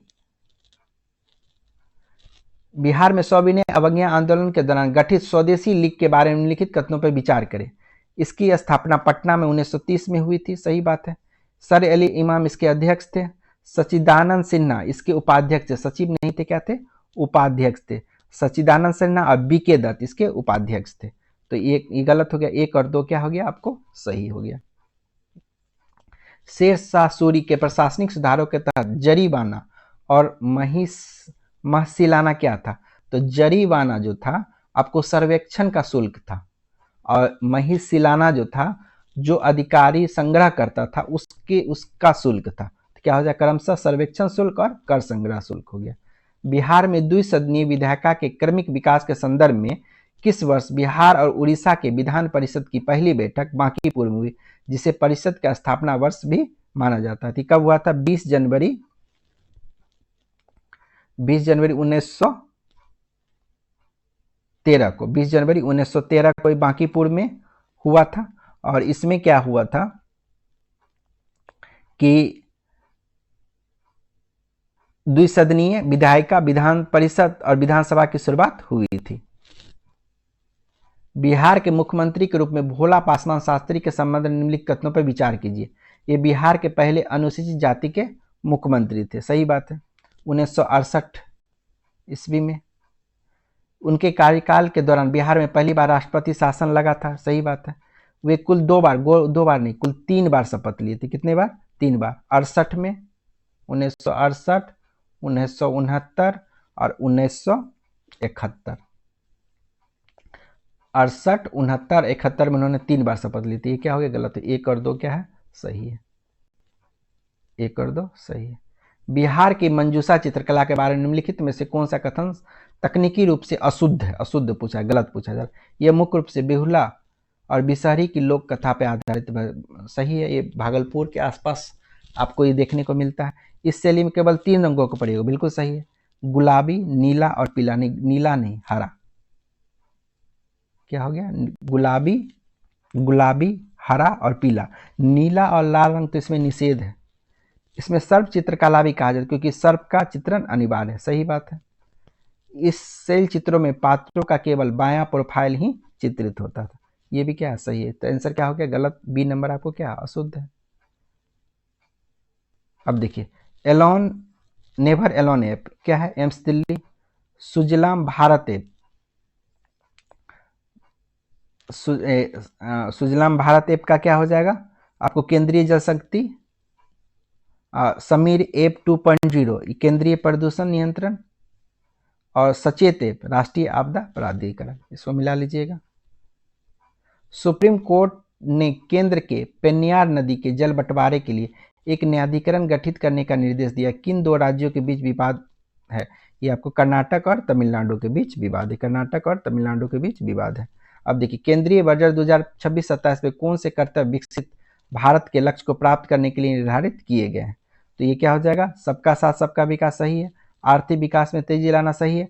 आकांक्षाओं को पूरी करना और क्षमताओं का विकास करना, इनमें से सभी हो जाएगा। 84 का डी हो जाएगा। 85 पे आते हैं हम लोग। सुप्रीम कोर्ट ने किस देश में शीर्ष अदालत के साथ युवा विधि पेशेवरों को आदान प्रदान करने के लिए समझौता ज्ञापन पर हस्ताक्षर किया? तो किसके साथ किया? भूटान के साथ। भूटान के साथ। हाल ही में राष्ट्रीय पक्षी दिवस कब मनाया गया? तो ये आपको 5 जनवरी को मनाया गया। कब मनाया गया? 5 जनवरी को मनाया गया। हाल ही में किस देश को पछाड़कर भारत विश्व का सबसे बड़ा चावल उत्पादक देश बन गया? क्या होगा? चीन को पछाड़कर सबसे बड़ा उत्पादक बन गया। हाल में बिहार के पर्यावरण मंत्री डॉक्टर प्रमोद कुमार ने किस टाइगर रिजर्व के लिए संशोधित प्रस्ताव को मंजूरी दी? कैमूर टाइगर रिजर्व के लिए संशोधित प्रस्ताव को मंजूरी दी। हाल ही में किस राज्य ने गान नगाई त्योहार मनाया गया? तो गान नगाई त्योहार कहाँ मनाया गया? मणिपुर में। मणिपुर में। अब क्या, हाल ही में सुप्रीम कोर्ट ने पासपोर्ट के अधिकार को किस अनुच्छेद के तहत अधिकार घोषित किया है? तो अनुच्छेद 21 के तहत। हाल ही में लंबी दूरी की पिनाका गाइडेड रॉकेट मिसाइल का सफल उड़ान परीक्षण कहाँ किया गया? तो चांदीपुर में किया गया। हाल ही में सोमालीलैंड को औपचारिक मान्यता देने वाला संयुक्त राष्ट्र में शामिल दुनिया का पहला देश कौन बन गया है? तो आपको इजराइल बन गया है।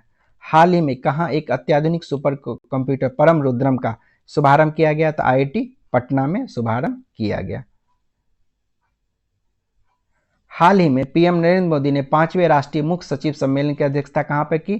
तो ये आपको नई दिल्ली में की। कहाँ पे? तो नई दिल्ली में की। प्रधानमंत्री जनजातीय उन्नत ग्राम अभियान के संदर्भ में विचार कीजिए। कह रहा है कि यह योजना आदिवासी समुदाय के 5 करोड़ लोगों को फायदा होगा। सही बात है। इसमें 63,000 आदिवासी गांवों को शामिल करने का लक्ष्य है। ये भी क्या है? सही है। 1, 2 दोनों आपका सही हो गया। बिहार सरकार के पंचायती राज विभाग के मंत्री कौन है? तो पंचायती राज विभाग के मंत्री श्री दीपक प्रकाश हैं। भारत और किर्गिस्तान के बीच आयोजित होने वाला 13वां खंजर अभ्यास कहाँ आयोजित होगा? तो मिसामारी असम में। कहाँ होगा? मिसामारी असम में। हाल ही में केरल का पहला तितली अभ्यारण्य कौन बन गया है? तो अरलम। क्या नाम है इसका? अरलम। हाल ही में भारतीय सेना की किस महिला अधिकारी को संयुक्त राष्ट्र महासचिव पुरस्कार 2025 से सम्मानित किया गया? स्वाति शांता कुमार। क्या नाम है? स्वाति शांता कुमार। असत्य कथन का चयन करें और कूट की सहायता से उत्तर चुने। नोंगक्रेम नृत्य महोत्सव केरल राज्य में मनाया जाता है। सही बात है। ये आपको यहाँ पे केरल राज्य में मनाया जाता है। खासी जनजाति के द्वारा ये मनाया जाता है। चवांग कूट महोत्सव मणिपुर राज्य में मनाया जाता है। तो ये भी क्या है? आपको सही है। तो असत्य पूछा रहा तो कोई भी असत्य ना तो एक ना तो ये। इस तरह से 100 क्वेश्चन आपका समाप्त हो गया।